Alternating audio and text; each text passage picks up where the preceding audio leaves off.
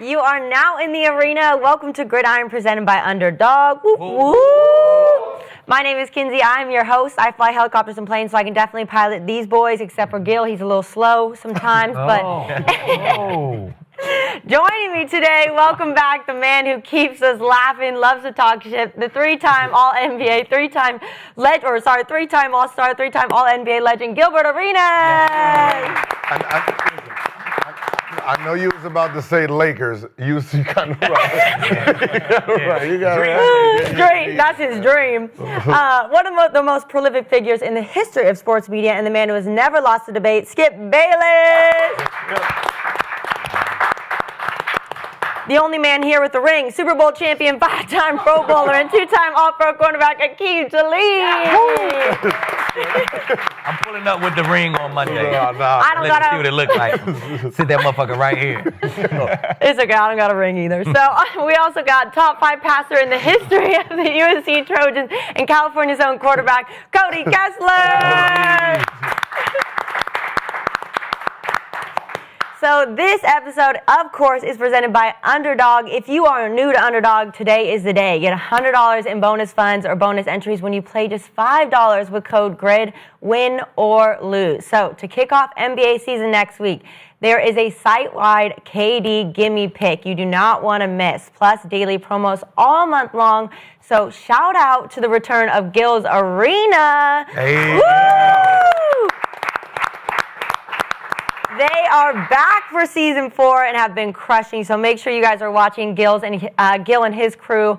They have a recap episode opening night in the NBA next Wednesday, so you're not going to want to miss that. And Underdog is available, just so you guys know, in Georgia, Texas, Missouri. So go support the show, claim your bonus, and start playing today with code GRID. So if you can't watch the show on YouTube and you don't want to look at our beautiful faces, you can find us on Spotify, Apple, anywhere that you listen to an audio podcast, if that's your jam. So this episode, we've got a big one. We've got last night's game, of course. We got Colts versus Chargers outlook, Eagles, Vikings. Should Rico Dowdle be the starter? I think so. So there's a lot of drama, and let's get to it. Guys, after what Joe Flacco did to the Pittsburgh Steelers last night, I think Mike Tomlin's comment when they got traded makes a whole lot of sense. So I want to listen to that comment because I get it now. You know, to be honest, it was shocking to me. Andrew Berry must be a lot smarter than me or us because it doesn't make sense to me to trade a quarterback that you think enough of to make your opening day starter to a division opponent that's hurting in that area. But that's just my personal feelings. Something about the Browns, they know how to lose on and off the field. The Browns might next, I don't know, trade Myles Garrett to the Ravens. We never know. This organization won't do anything but win games and play our man Shador Sanders. Poor Browns. Yeah. But Joe Flacco, I want to talk about him because 342 yards, 3 touchdowns. Jamar Chase breaks his own record with 16 catches. This is with Joe Flacco there for 10 days. So dare I say, you guys, are the Bengals back? Are they going to be able to get to the playoffs and get Joe Burrow back, go for a run? Because I did see that Joe Burrow is on track to return in December. Yeah, sure. So Aqib, biggest reason Joe Flacco and the Bengals pulled off the upset. It definitely was Uncle Joe, man. Uncle Joe! See, Mike T knew something. He had that feeling. He was, why the fuck they do that? He knew it out the gate. He knew what Joe could do with that offense. So I feel him. But sometimes you get traded, right, mid-season. You're expected to start. It kind of puts you in like a carefree situation, like because it's no pressure. Like they don't expect you to come in and play spectacular. At least not at first. You know what I'm saying? I've been traded mid-season. You get thrown right in the fire, and they let you learn on the fly. So it's really a carefree, no-pressure situation because, you know, they don't even expect me to do good. I'm just out here running around like a chicken with my head cut off. You know what I'm saying? So sometimes that's good. You just hop in, play no pressure, man. That's exactly how Joe looked last night. It was carefree, man. And he went from looking like one of the worst quarterbacks in the league to one of the damn best quarterbacks in the league, like for real. So he had complete command of the offense last night, man. Whatever the defense wanted to do, Joe had an answer for that shit. So they want to play zone. Joe threw the ball super quick, let his receivers catch and run. He hit Jamar. He hit the backs out the backfield. He hit T. Higgins on his touchdown. That was a catch and run touchdown in zone coverage. They can't play zone against him. They want to play man. Now you got to deal with the best receiver in the league. You know what I'm saying? And now he dictates everything. You play it honest, safety in the middle of the field, I'm throwing it to Jamar every time. You lean that safety to Jamar and kind of play inside, kind of take away that short shit, I'm going to T. Then a few times, they tried to play what we call double the stars. You kind of play it like two-man, both safeties, one double T, one double Jamar. Now whoever on Yosivas, they got to play zero. Yep. He hit him up the seam, no post safety. So Flacco said he loved that when he saw it. What? He saw it. He seen what they was doing. He immediately went to him. He's and threw shotgun it. up the You middle. can see Flacco pointed to the sideline. I'm assuming to Zach Taylor because I promise you they schemed that up all They week. knew exactly how they was going to try to High do it. level. So he seen that immediately, threw a dot immediately. You know what I'm saying? So Jamar, when you play man coverage, Jamar going to dictate everything. You know what I'm saying? So Flacco just had a complete answer for everything, man. It make it a lot easier when you got the best receiver in the league. He killed every Steelers DB that guarded him. You know what I'm saying? It was amazing. Now, you go back to what I was saying when Flacco first got hurt. If they can just be 7-7, when Flacco get back, Burrow. I mean, when Burrow get back, man, they might have a shot. Now you look at this schedule. They got 2 winnable games, a bye week. They got the Ravens coming up. Hey, it don't seem so far-fetched for them to be 7-7 when Burrow come back. Let him strike 3 straight, man, 10-7. If you let Burrow in these playoffs, man, it's gonna be a fucking problem. Yes, it is. Way to go. Love it. You want to go? You want me to go? Yeah. I was looking at Gil because he was. No, I need you to go because I got questions. Okay. I got a lot of questions here. Me and Aqib watched the same game. I'm right on board with that. I mean, it felt like last night watching Rodgers and Flacco. I thought I was back in 2013. It felt like that was when Rodgers was playing at a high level, that Super Bowl year for Joe Flacco. There was always that question, is Joe Flacco a lead or not? I think he is personally. I think he's done enough in his career. But last night was so much fun to watch. I mean, they come out. He's been there for 2 games, and he comes out on a Thursday night with a short week, with not a lot of time to prepare against that defense, which we'll talk about in a second. They're struggling, but they've got good players on that side of the ball. And he goes for 340, 3 touchdowns, no interceptions, and a QBR of 75. That is high-level stuff. That's so difficult to do, but the best part about it is he's a veteran. So he can handle any situation. He's seen it all throughout his entire career. He's in his 40s. I know how to handle low-scoring games. I know how to handle high-scoring games. I know how to handle different defenses, everything that you throw at me. But the best thing that he did, and when you're a veteran like that, you understand that you have playmakers on the outside, and I don't have to do it myself. Let me get the ball on time to Jamar Chase. Let me get the ball on time to T. Higgins. Let them go make the big plays. I don't have to do a whole lot. Just protect the football. Be smart with your decision-making. Shit, he even ran the ball last night. Did you see that? He had a Lamar Jackson zone read. He pulled it. No, I love that. I He love said that. it was busted.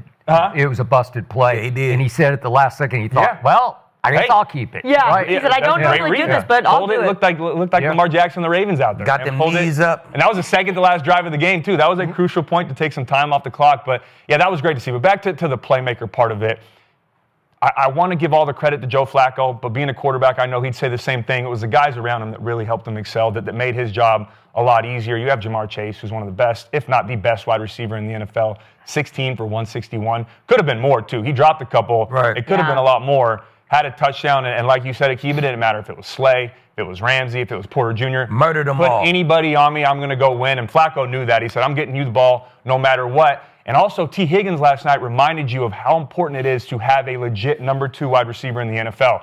Because these number 1s that are in the league, yeah, it's great to have those guys, but if you have a legit number 2 or a 1B like Higgins is, I think he could be a starter a couple other places in the NFL, be a true number 1. But when you have a number 2 like T. Higgins, that takes so much pressure off of Jamar Chase, and it puts so much pressure on the defense. And now you're stressed, and then you have Noah Fant you can get the ball to, and then Brown out of the backfield, and Yosivas, and all these different guys. But when you start with Chase and Higgins, it's great to see. The other group or the unit I have to give credit to, though, was that offensive line. I know we've been tough on them. When Burrow got hurt, we gave them a lot of shit, rightfully so. Yeah. They were struggling this year, but they played a dominant football game. T.J. Watt was non-existent in this game. He had 1 sack late, but other than that, was nowhere to be found. This was the number 2 team in the league when it came to sacks, and they could not get any pressure on Joe Flacco. They had a great plan in place. They got everything done. So, yeah, it was great to see. overall, you want to give credit to everyone else. I thought Rodgers did enough to win that game. He played well. Had 2 interceptions. The first one was bad. The second one you can't put on him. Turner made a good play on the ball. Yeah. But that Steelers defense right now is a big problem, and Joe Flacco went out there and exposed them in that game. Questions, Gil? Okay, so my theory or me understanding this football realm, trying to figure out a great quarterback, no receivers, makes him look bad, right? So you can't really evaluate the quarterback. He was in the Browns. If you are a great receiver, but your quarterback is not that good, it kind of takes away from you, right? Yeah. Exactly. So you move a guy who is not looking very well in Browns, right? It was 2 touchdowns, 5 interceptions, six. right? Yeah. Right. So, looking horrible over in the Browns. Yeah. Trade him there, right? Another head coach is like, why would you do that? Right. Because, I guess talent when you see it. Right. So you put a 40-year-old man there. He's been there, 10 days?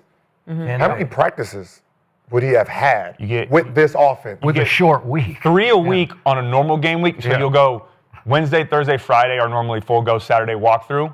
On a short week, you get maybe 1 day on the field. Everything else is film room and walkthrough. Okay, so now my question is,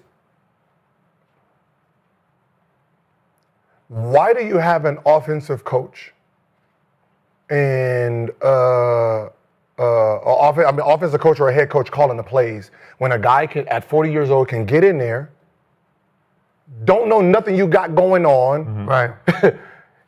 and play perfect football the last 2 days or the last 2 weeks? I get the guy that I know has an advantage to ball. I read the field and do what I do. So I'm curious on why isn't it my smartest guy? Why should the quarterback is the smartest, right? He's supposed to be the smartest on the field. Supposed to be, yeah. Right, supposed to be. Or center, yeah. Right. So why do the headset go to the smartest guy? He's already the brains behind the machine. I mean, why are you because- giving him the earpiece? Shouldn't it be to someone else that lacks knowledge? Nah, I think you discrediting the OC though. That's half the reason Flacco looked the way he looked last night, because it's offensive heaven in Cincinnati. They got a fucking great OC, and they got the best receiver in the league over here, the best number 2 receiver in the league over here. They O-line is off and on at times, but the OC is top 5 in the league. You know what I'm saying? So without him, who knows what the fuck they would have been running out there. He gives Joe, this how we gonna play. Yeah. All you gotta do is go out and execute. You know what I'm saying? So they gotta be on the same page. That's why he got the headset. Them the 2 most important people on offense is the OC and the quarterback. So I know, but that's what I'm saying. That makes sense if he's The OC is the head coach. Yeah, exactly. Yeah, the OC. But I'm saying Yeah. if he's been there the whole time, I understand that. But if you really haven't had no time with this guy, I don't know your play calling. I don't know what you're talking about, right? I know concepts. I know reads. I know players. I know defenses. Hike, and I'm going to make my reads, right? So I'm saying, like, okay, if he's good at what he does and he can sense he's a gamer, right? My earpiece wouldn't be to a guy who's the smartest on the field. It's like, Are you saying the helmet? The main reason is Flacco calls the plays. Yeah, So he calls the has plays. to get the call from in the earpiece, then he calls the plays to everyone else. Now my question is, because of this Flacco, because he doesn't know your offense, the plays you're giving him, he really don't know. Wow. So most of the time, he's really just going on the move. So that lets me find out, why am I giving Tom Brady a headset?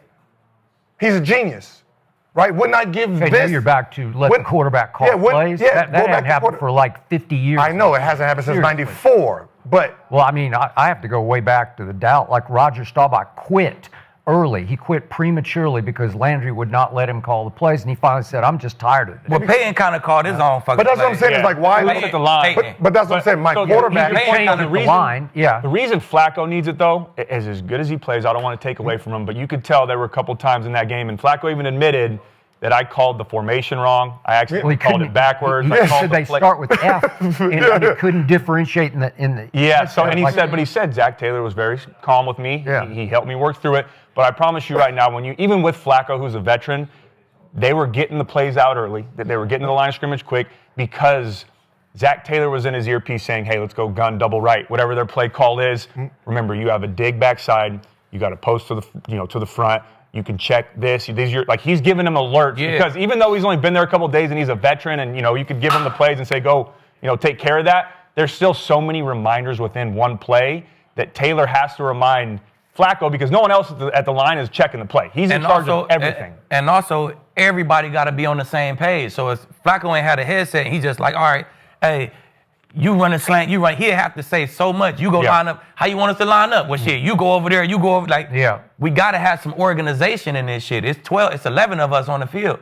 So the OC is giving us the organization of it. You know what I'm saying? How you want us to line up, what plays to run, and then I help Flacco distribute the ball. You know what I'm saying? So it's a little bit different. We can't just ISO in this shit. You feel me? We can't just, move around, come set a pick. We can't just ISO. It's like a team thing. No. But even in a team we game, in this shit together. Our views is different, right? So you have the sideline view from the coach. His angle is his angle. Yeah. Right? He don't have Flacco's angle. So Flacco can see everything is going on. So whatever you're calling, I can see if it's going to work or not. But we still to start this shit, we all got to line up and have a plan. And that's what the OC going to give us. He know on first down, Pittsburgh like to play like this, so let's line up like this and run this play. And we'll be good against what they like to do. So that's a good start. It's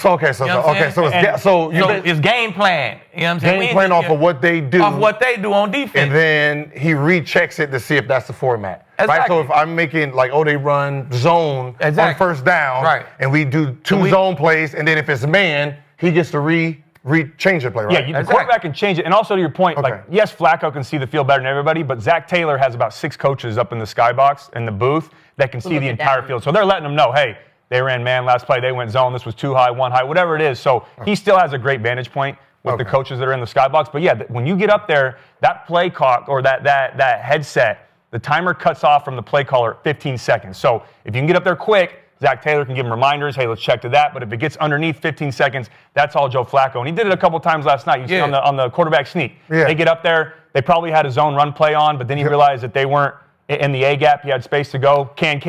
Quarterback sneak, right? There's times to where he can change it mostly by himself, but there's also times where if they get up there early enough, Zach Taylor is still going to tell him to change. He can't tell Jamar Chase, hey, change the call but even all on the way that, out at Z receiver. But even on that, it's a zone run play call, and when Zach Taylor told him to play, he told him the can it'd be a quarterback sneak. Yeah. Mm-hmm. So when he say can, everybody on the field know, okay, we're going to the sneak. Yeah. So they wouldn't know that if you know what I'm saying, if Zach ain't called a fucking play.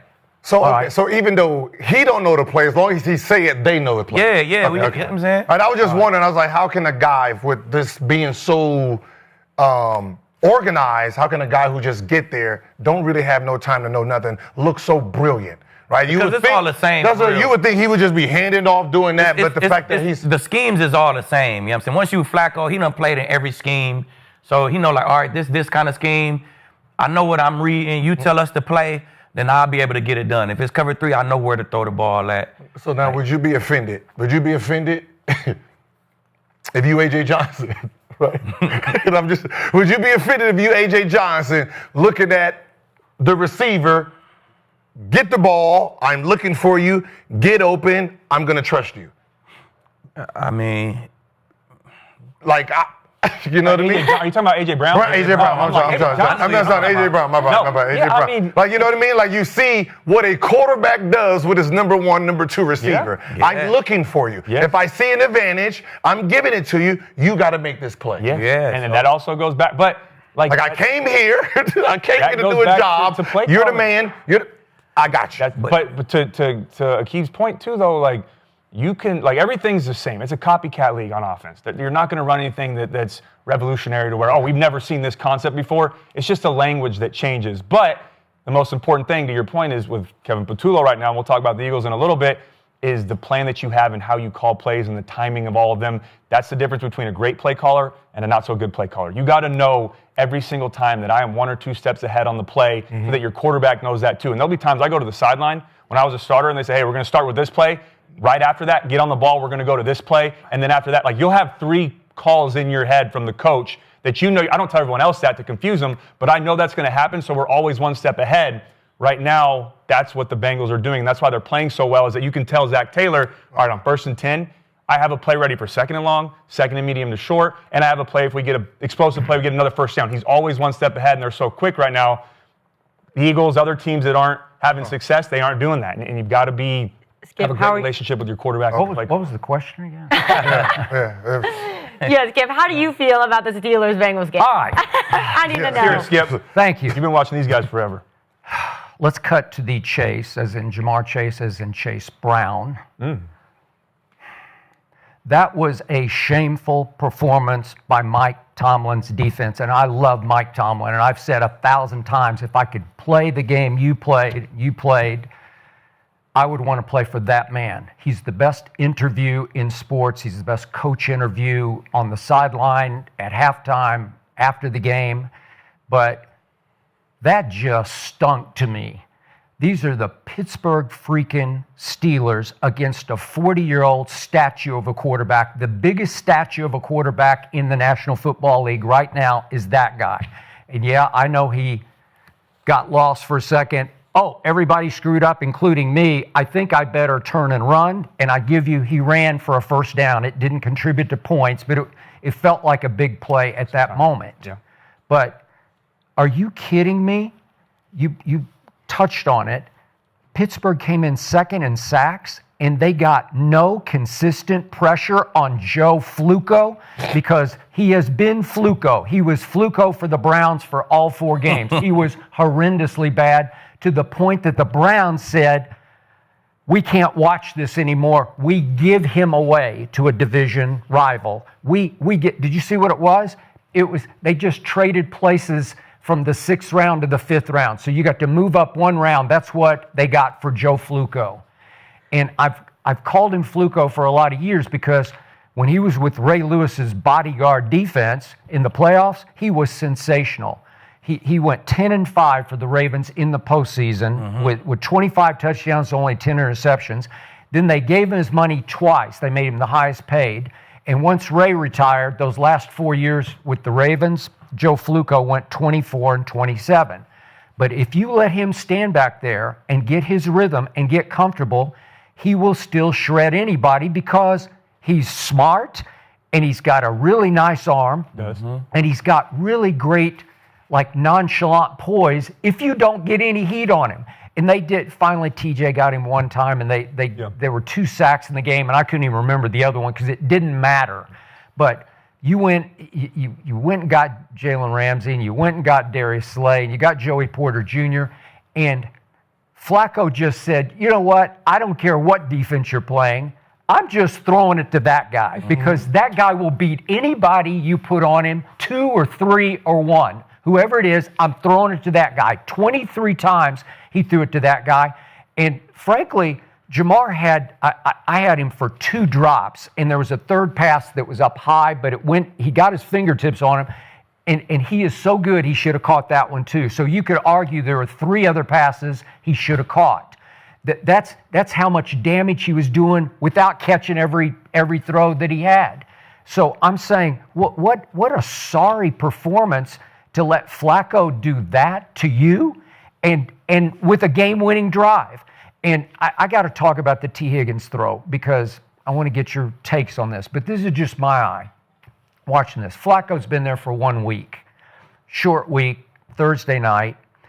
And on the play of the game to T. Higgins, obviously J. Ram's got him, and he's got clearly inside position because he's got him pinned up against the boundary, and they're just running stride for stride up the boundary.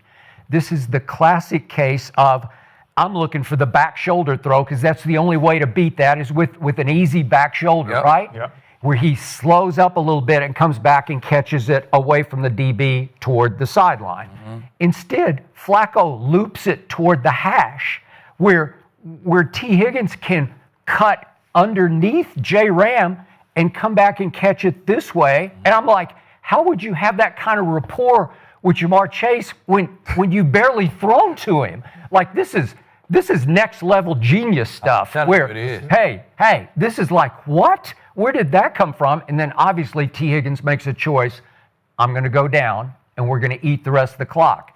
This is just me. I was taught this from the start, going back to Don Shula Landry days. When you have a chance to score points, you just score. because you can't beat the opportunity to get it in the end zone. Right. So if you get it in the end zone, it's going to be 37-31, and you're going to give him a minute and 28 seconds. Give Aaron a minute and 28 not seconds. him. You're gonna give Aaron Rodgers. Yeah. Okay, That's is he that's really? the important part. I know There he we played. go. That was his best game of the year so far, but his QBR for the year is 55, so he's been Yeah, but mediocre. we've seen what he does when he gets the ball. in the Okay, I get it, but he's got to go line. score. He just did it in that game, too. Yeah, I would He's not got to want go to give Aaron score a a minute. touchdown, but I've seen a bunch. You brought it up before last week. Hey. You've seen a bunch of kicks blocked, Right. and you've seen a bunch of screw ups on snaps and holds.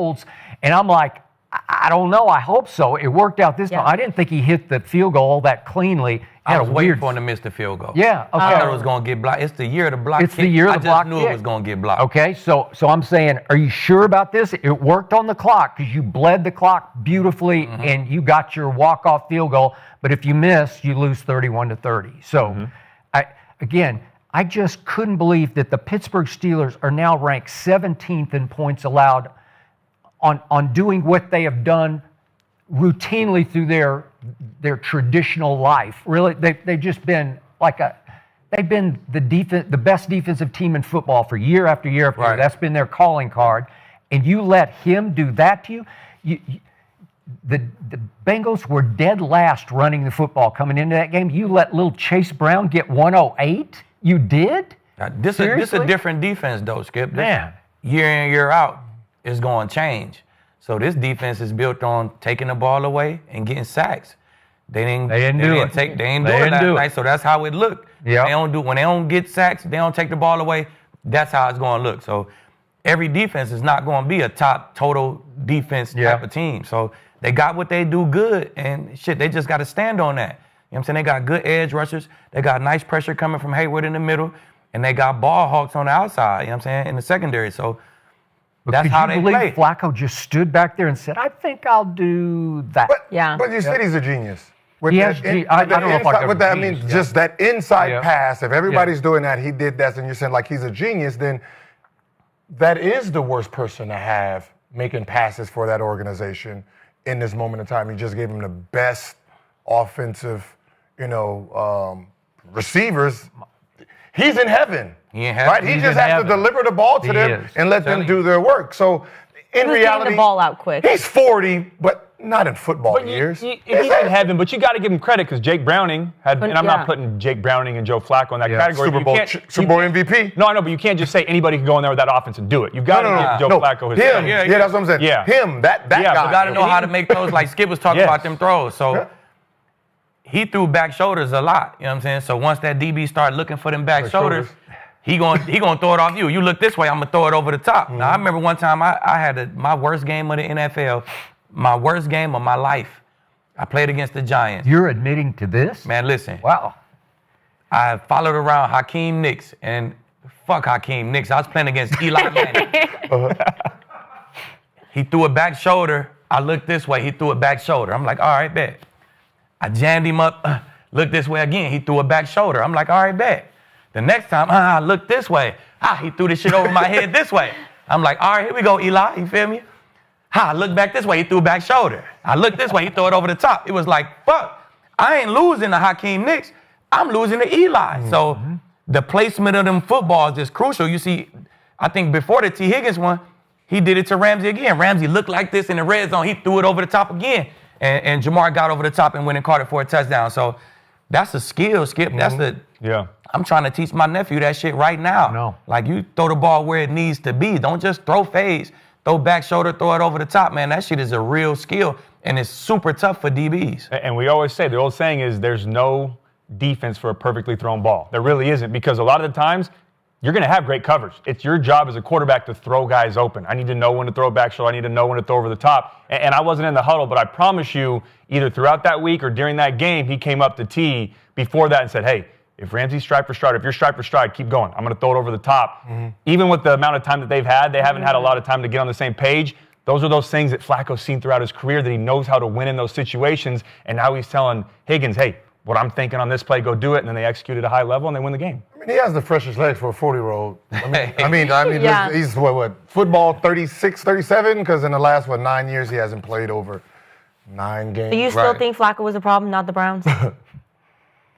I just... Come on, Skip. Listen, Cincinnati wound up with 470 yards of offense. That's just wrong to me.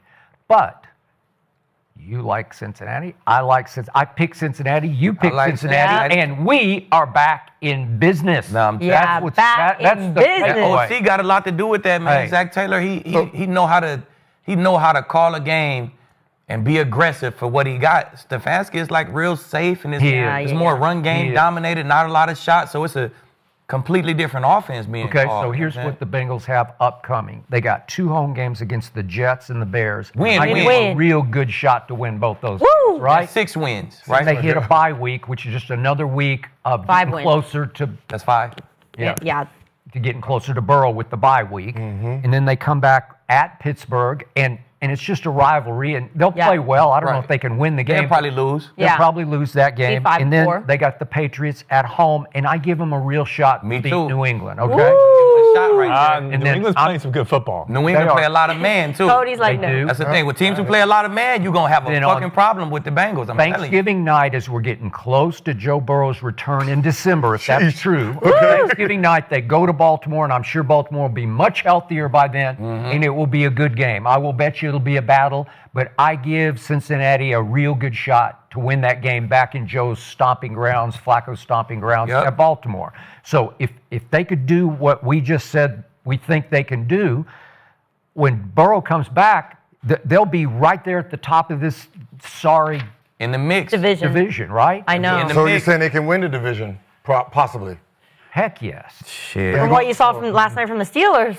Yeah, I mean, they're so questionable on defense because T.J. Watt, they gave him that money, and then, to your point, I couldn't find him last night. And Cincinnati hadn't been that good with the offensive line. I mean, I think that's 2 games where their defense looked just completely trash. They lost both trash. of them. All the rest of the games, that defense looked really good. So it's a momentum game, man. I mean, once they're still the Bengals caught that momentum, And they didn't have it Trey was last tough. night, so.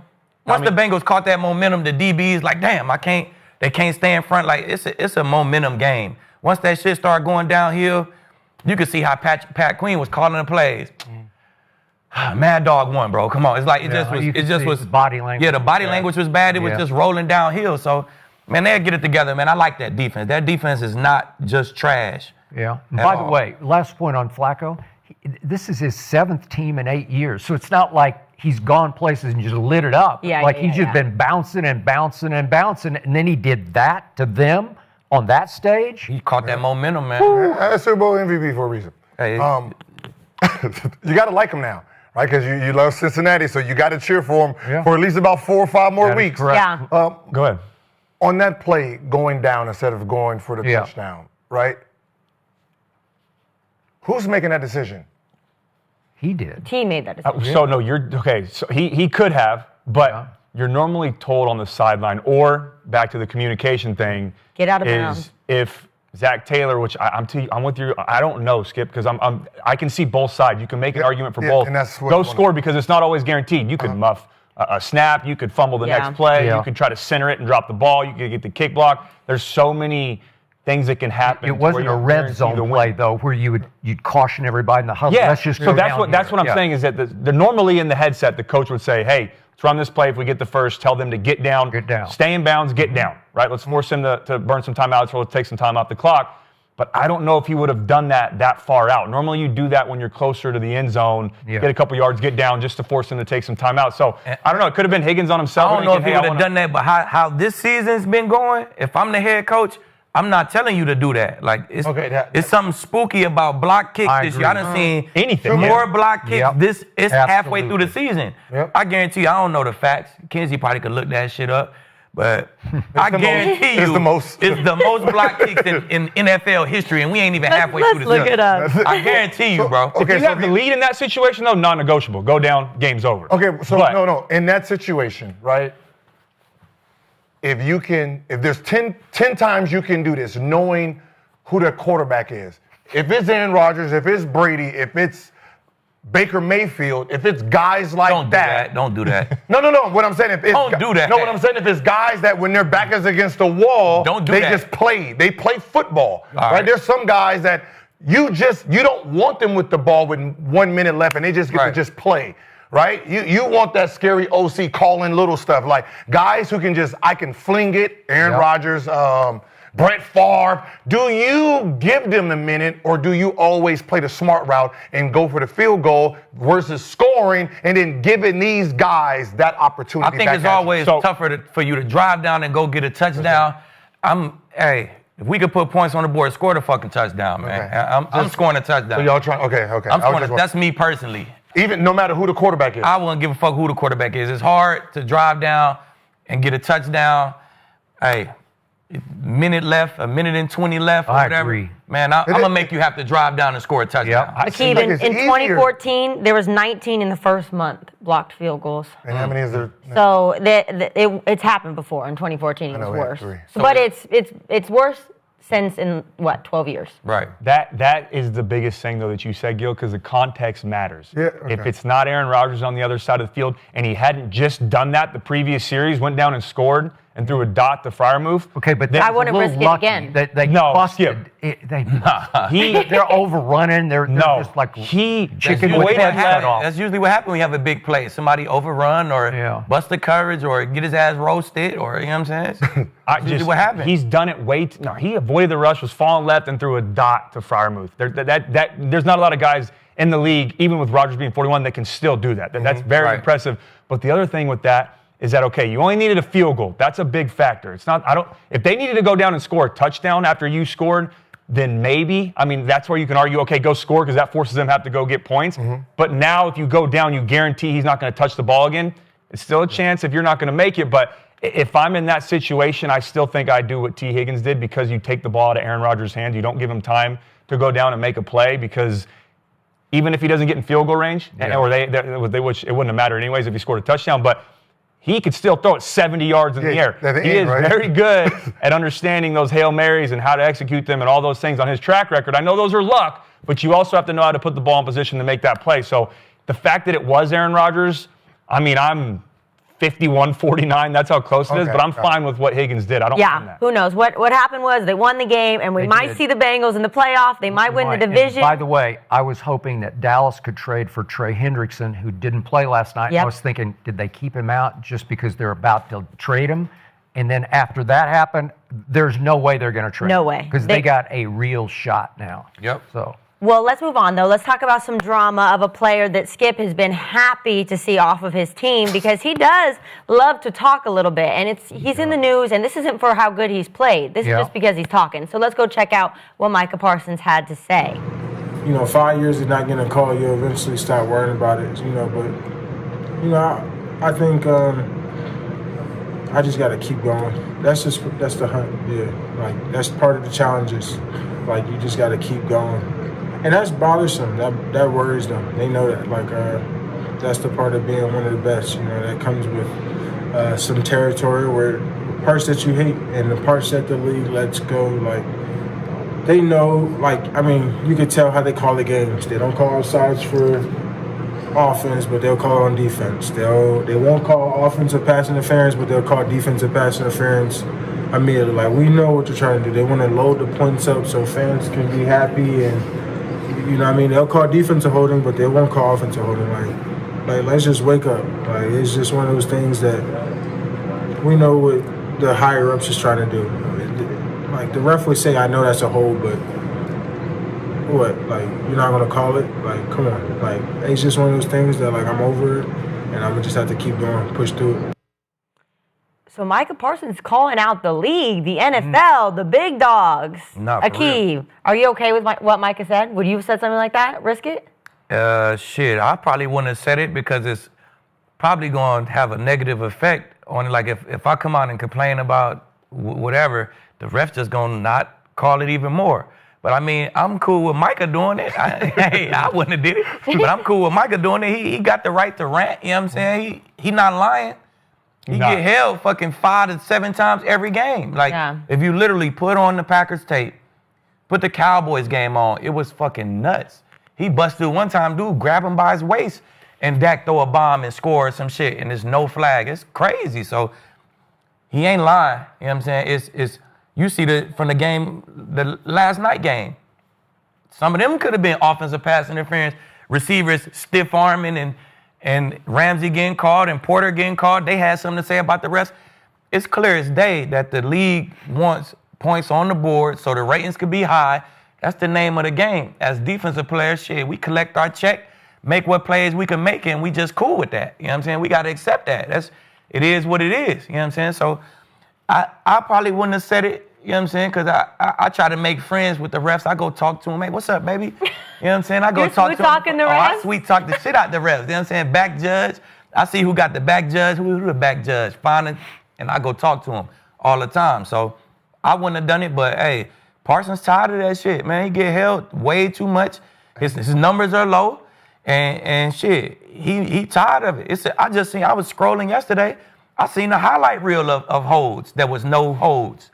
Like, they showed me 12 plays in the last 3 games that he was just blatantly held, tackled and everything, and nothing was called. So if he tired of it, he want to go on the rant, man, I'm with it, man. I don't know how it's going to affect you going forward, but it's a risk. Hey, Well, you're with it, but you're against it. I'm with it. I'm with it. He's on defense, so they always. I'm with it, but I mean, I wouldn't have did it. Like, I'm glad you said that shit. I'm glad somebody spoke up for us, partner. I wouldn't have spoke up for it, but I'm glad somebody did. That's how. So I'm with it. I just wouldn't have been the one who spoke up for it, you know.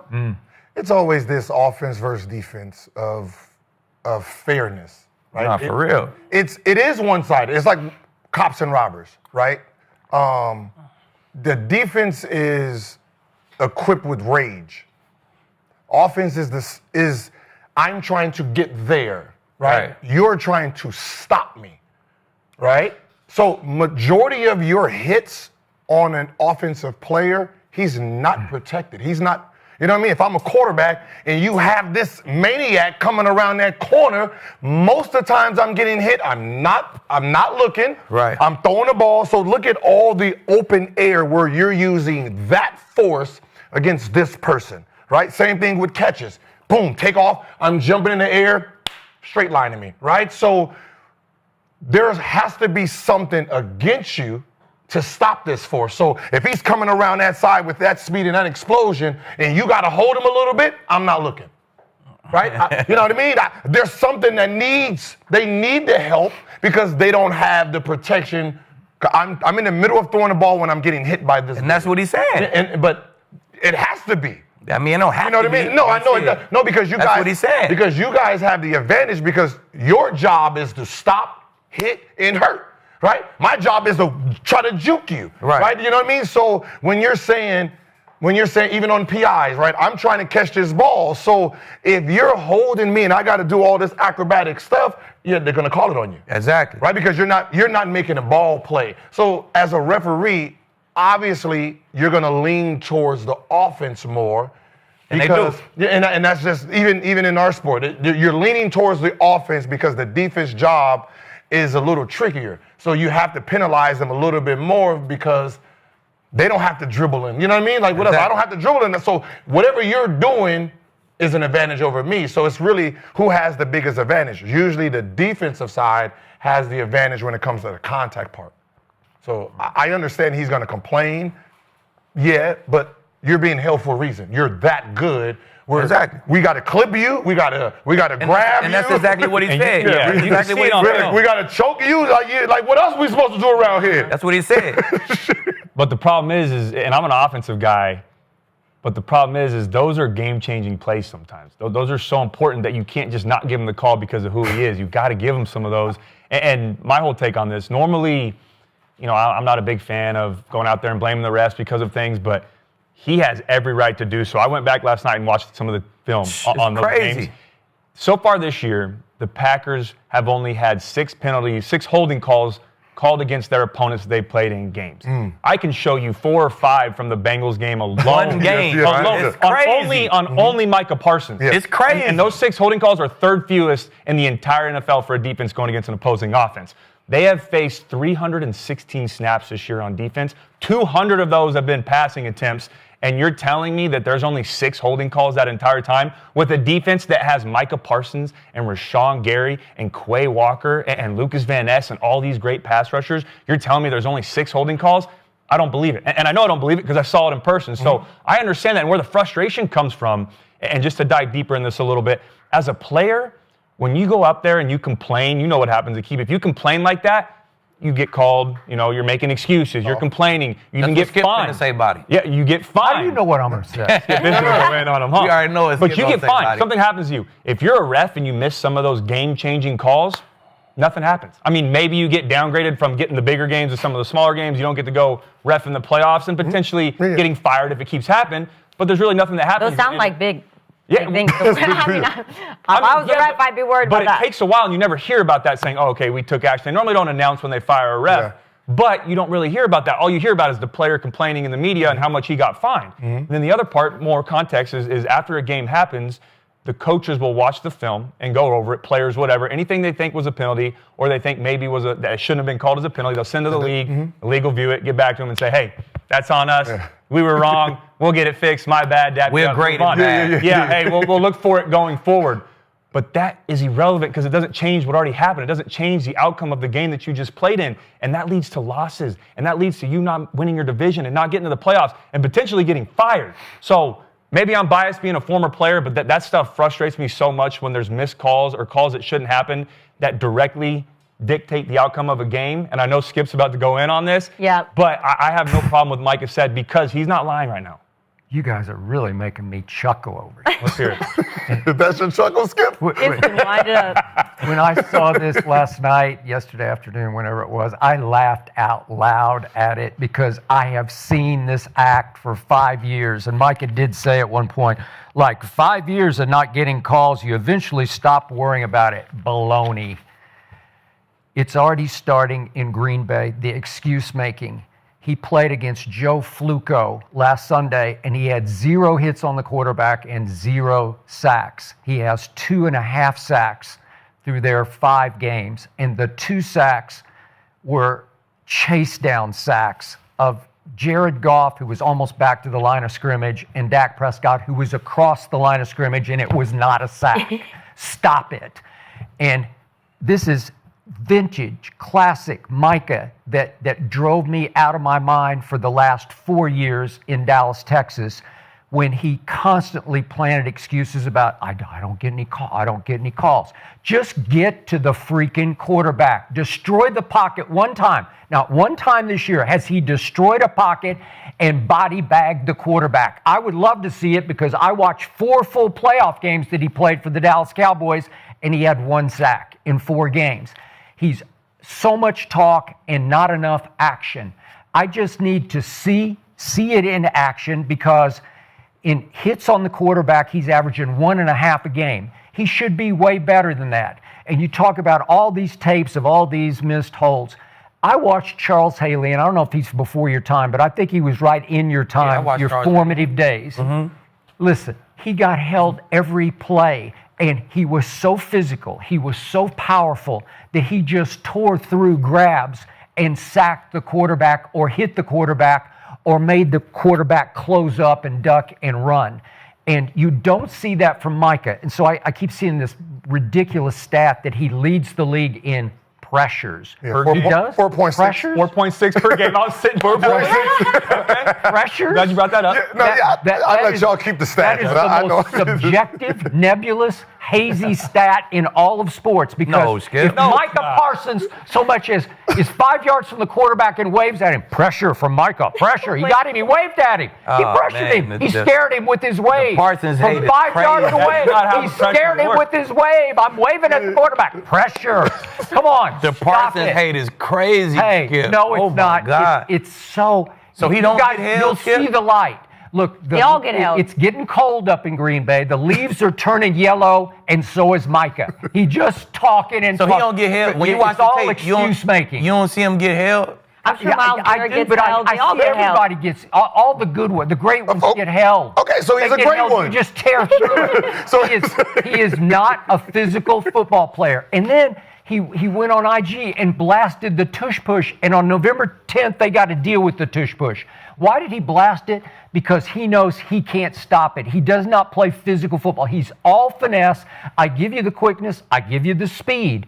But they don't translate into wrecking football games. But it would, though, if they called the fucking holdings. Oh, come on. Stop They're not calling it on the other guys either. They don't. And they're wrecking games. They are, though. That's the point. Is they get the third fewest holding calls. So they hate Micah Parsons? No. He's already in the Hall of The league Fame. loves Micah Parsons. Okay, if he is the fastest, meaning he can get out the pocket really quick. Yep. You'll be less likely to give it to him versus a Myles Garrett or someone slower that's going to take a little bit more time. Mm-hmm. So if his first two steps is very fast, meaning if we call, either there's going to be a holding call or he's going to get to this quarterback. That's an advantage because of his because of his speed and his agility. Mm-hmm.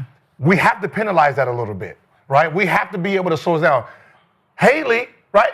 All muscle, all brute. Quick. We got enough time. He's not as quick as that. We got enough time. We got enough time with it.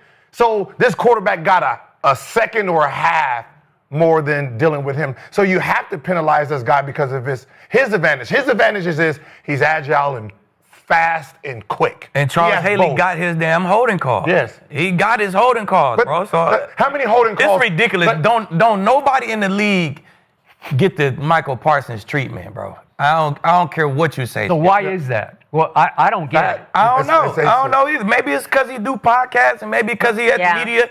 Maybe it's because of how he carry himself. Maybe it's time to you know what I'm saying? If he carried himself different, no podcast, no media, just zipped it and whoop, buttoned up a little bit, and was different. He get the Shador treatment. Okay. He get the same treatment as Shador. They just don't fuck with his personality. They don't fuck with what kind of guy he is, so that affects him in football. Yeah, but if those refs started seeing him body bag quarterbacks, he would get more respect from them. You don't see it in action. I'm telling you, I watch game after game. He played every snap for the Cowboys last year. I told you, game 3 at home, New Orleans had 35 before halftime. New Orleans did at Dallas last year. Then against Philly twice, they ran us out of the building twice. Micah played the whole game and did nothing. You didn't even know he played. That's 2024. What about 2023? Okay, it ended with a playoff game against the Green Bay Packers, and he had goose eggs across But how did it start, though, Skip? What about all the rest of the stuff you don't talk about? Okay, the guy just says playoffs. What about the rest of the players? What about the rest of the players? Hold on. Still there, though. What about the rest of the players? Let me ask you this, and I'm going to go look after this episode's over. I'm going through every single post. Have you ever got on camera or felt after a game and said Micah Parsons is not getting holding calls when he was in Dallas? Did you ever feel that way? Or are you consistent with this because he's not on your team anymore? No. About holding calls? Yes. Heck no. Never. Not one time did I ever complain about he didn't get holding calls. Okay, fair. And I saw him wreck some games his rookie year when I was calling him 11 from heaven, because the league didn't know how to deal with him. And then they figured out how to deal with him. Yeah, don't call it. And we could slow him down a little bit because he fucking wrecking the game, and we need points. Come on, stop it. I'm just telling you, Skip, it's blatant. If he busts through and somebody got him by his waist like this. That's the important part, though. Like, bro, that's got to be holding. Yeah, and they give him a pressure on that play, right? It should he got held. There's a pressure. Give me the pressure. There's a pressure. Give me something. Way to go. Look, you can find a holding call every play if you really look for it. We're not asking for, they got him lit up. I'm talking about on film when they're blatantly pulling him by his neck, tackling him, grabbing him around his neck, ripping his arm, pulling all that. Those are the calls he's asking for. He's not calling or asking for, maybe they got Micah Parsons fan. No. What you do? We're going to switch sports a little bit. How many fouls would Shaq get or got if they called every foul? Exactly. Ridiculous. That's the same here. It's the same because thing. he has a big advantage over everybody. You gotta just let the defense do whatever they want with him because we know. We know. No, wait, you're comparing Micah Parsons to Shaquille O'Neal? No. Wait, is Micah an MVP? No. I'm saying it in the. Do you think in context? Are you kidding? No, I'm talking about Shaquille O'Neal. On my all-time list, I got him third on the list of the greatest players. I'm talking about the advantage. Shaquille O'Neal have a weight advantage over everybody, so we get to do more. We get to hold on and we get to grab them. If they called the fouls normal, he's averaging 50. Everyone's fouled out because we can't guard him regularly. I agree. On the other, in football, now that I wrote about a lot and talked about a lot because in 2001, in his MVP season, Shaq was refereeable. You could every play is going to be block charge. I don't know. Is it which is it? They're just playing. He's just playing football. What year did Shaq come in the league? 90, Orlando. 92. Yeah. 92, and his MVP season was 2001. Took him 9 years. Well, Parsons got fucking time. He might be the MVP in that. But it's the same thing, right? But they don't have long you of a have career. you have a guy who's unreffable. He's moving too fast, right? He's moving too fast with too much speed and too much work. We can't guard. Like, if he comes off, we can call a block every time, makes the game boring. There's going to be just a whole bunch of penalties. Whole bunch of holding. Yeah. So Shaquille O'Neal was the most physical offensive force in the history of basketball. But he didn't play physical. But he didn't. Micah Parsons is the least physical force rushing the passer in the NFL. But it translates, though, because he's the most physical, so they can't call fouls.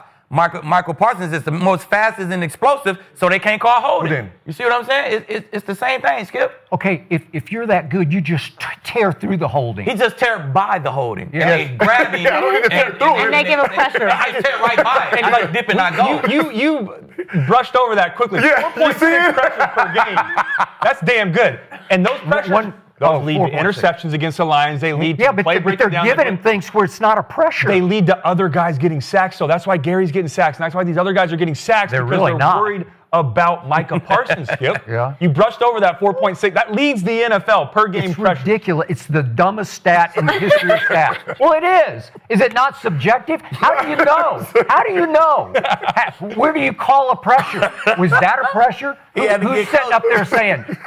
Oh. No, you got to get a... Micah crossed the line of scrimmage. It's a pressure. It's a guideline to it, Skip. It's a guideline. No, there's no guideline to it. There's no rule book on pressures. It is a guideline. So PFL just throw pressures on there. I'll give you hits on quarterback because it has to happen. You could see, he actually touched the quarterback that play. He does it 1.5 times per game. If you come... Wow. And the quarterback takes off running, that's a pressure. If you come through and the quarterback hurry up and throw it because you're right there, that's a pressure. Well, you can't, but they're giving him way too many because a lot of times he's just... But they're judging everybody else off of the same criteria, and he's leading the NFL. You watch him on TV, and it's like he looks like he's doing all this stuff. He's doing all this stuff, and it's not translating into actually getting to the quarterback. Well, Skip, I have some good news for you. Ready? 60% of the chat says that Micah needs to shut up. Thank you. Wow. But I think it's like he's a receiver. You're allowed to jump him. You're allowed to hold him. Hey. It's like he's playing off. Exactly. We can tackle him. I think he'd be in a better situation if he did. Poor Micah Parsons. He doesn't get any love from anybody. Just because the poor guy. Hey, man. Hey. Give him some I get the Shaq treatment, man. I just wish the refs, you know what, refs, call every holding or just let them through and we're going to see what happens. And make sure we post that tape from Gil. That was a great fucking take, man. That Shaquille O'Neal, that was a great fucking take. There we go, Gil. All right. It was not. It was not. How could you even begin to say that? You said the great ones get held. You did it for me. I was like, I'm just let him eat. That was a great take. That was the best one of the day so far. Do you really put Micah in Shaq's category of physicality? No, just the advantage of calls. The context of it. The context of it. Like if you just called every foul on Shaq, there's no game. So I got to let the defense do whatever they want. He still averaged 30 and 20. I know, but I still got to let him do whatever. That's ridiculous. And Parsons wait a second. A year. He's still leading. It's a terrible comparison because Micah doesn't have any stats. Yes, he's leading the league in pressures. What are pressures? They just How about what sacks? Reggie White did. How about Reggie sacks? White the only ones to do that shit. Yeah. He's got if you stop holding him, he's going to lead the league in sacks too. But Shaq got busted on every play and he scored. Right? He actually got to the basket. Listen, I played against him. Yeah. He could have broke Wilt Chamberlain's record if we wasn't holding him 52 times. If we didn't put a zone in. Like, zone was for him. Skip, so we can play in front of him, we can play in back of him, we can dig. They told you what Parsons and Reggie White, they the only two to do. Only two. Only two to have 14 through their first. So he is getting sacks. I know you probably don't remember the motherfuckers. But he is getting sacks. He remembers when the star was there. Are you saying Micah's better than Reggie White? No, he's in the same category. He's in the same category. He did the same category. So it'd be like 1 and 2 at this moment. There's few people who done what they done. You know what I'm saying? That's all I'm saying. So it'd be like Reggie and then Micah. Yeah, but Reggie's team won a championship, and Micah's has been sorry. But what year did Reggie win that chip, though? It was like year 12 or some shit, right? Well, He He did. still got time, Skip. He's still a Oh. little baby. You know what I'm saying? And I get all. He's still a little baby. I thought you were a Cowboy fan. I am. Yeah, I think can't you're a like Packer Micah. fan. That's why I like Micah, because I'm a Cowboy fan. Oh, well, I he's ain't not a jumped ship. Cowboy anymore. I ain't jump ship. Yeah. I ain't jump ship. Yes, Skip. you I did. still fuck with him. You and Trevon Diggs jumped ship to Green Bay. You should move to Green Bay. Yeah. It's just like Skip, we know how bad he is defensively in your mind, right? I know He terrible. he's supposed to be able to He guard weak. all the field, right? That's what he's supposed to He do. flimsy, he right? weak. Right, but you got a better defense this year. It's about like it was last year. No, you're last this year. You're Okay. dead last this year. Yep. Dead Okay. last without Micah. Okay. And Well, I we were don't hear real nobody close else last getting. year. We don't hear nobody getting blamed for how bad the defense is. At some point, does the defensive coach get any credit for how bad it's been over the years? Well, Like, he did call him Eber fraud. So Yeah. Okay. He called him Eber He's fraud. playing. All right, let's leave Skip alone. Let's move on. I'm fine. Come on. So let's go to New York because Jackson Dart and Cam Scadaboo have lit up New York. It has been so fun to watch. I was not expecting this, I'm going to be honest. So they beat the champs on prime time last weekend, but now they are going to be facing the best defense in the league. Damn a defense right. you know about. You're heading to them this weekend, right? Hell yeah. Doing a little Super Bowl Little reunion. anniversary, you know. Okay. We bringing the rings out and shit. It's going to be in the air, Skip. Okay? Ooh. And Telling you. You'll be at the game. I'm going to be there, front and center. I might go on the sideline for that motherfucker. Are you kidding? He's Good. going to have his headset on. He's going to You be know the what I'm saying? defensive coordinator. Maybe. All right, Cody. Do you give Jackson Dart any chance to upset Denver? I'm going to say this looking at one of the greatest Broncos of all Don't time. look at me. shit. I absolutely give Jackson Dart You do? a shot in this football game. I do. I wouldn't have 3 weeks ago. But since these last 3 weeks, this is a completely different Giants football team. I know they had that bad loss against the Saints, but they were leading that game with about a minute and a half before halftime. They go 5 straight turnovers. They lose by 2 scores. That can't happen. But their 2 wins have been very impressive. They play against Jim Harbaugh, Jesse Minter, and that Chargers defense, and Jackson Dart didn't flinch. He didn't have great numbers. I'll give you that. He didn't put up a lot of numbers, but what he did was he did what was necessary to win that game. He protected the football. He made the plays when he needed to, both with his arm and with his legs, and he did enough at the end of that game to go get the win in his first start. And he fed off the crowd. I get it was a home game, so you have to take that into account.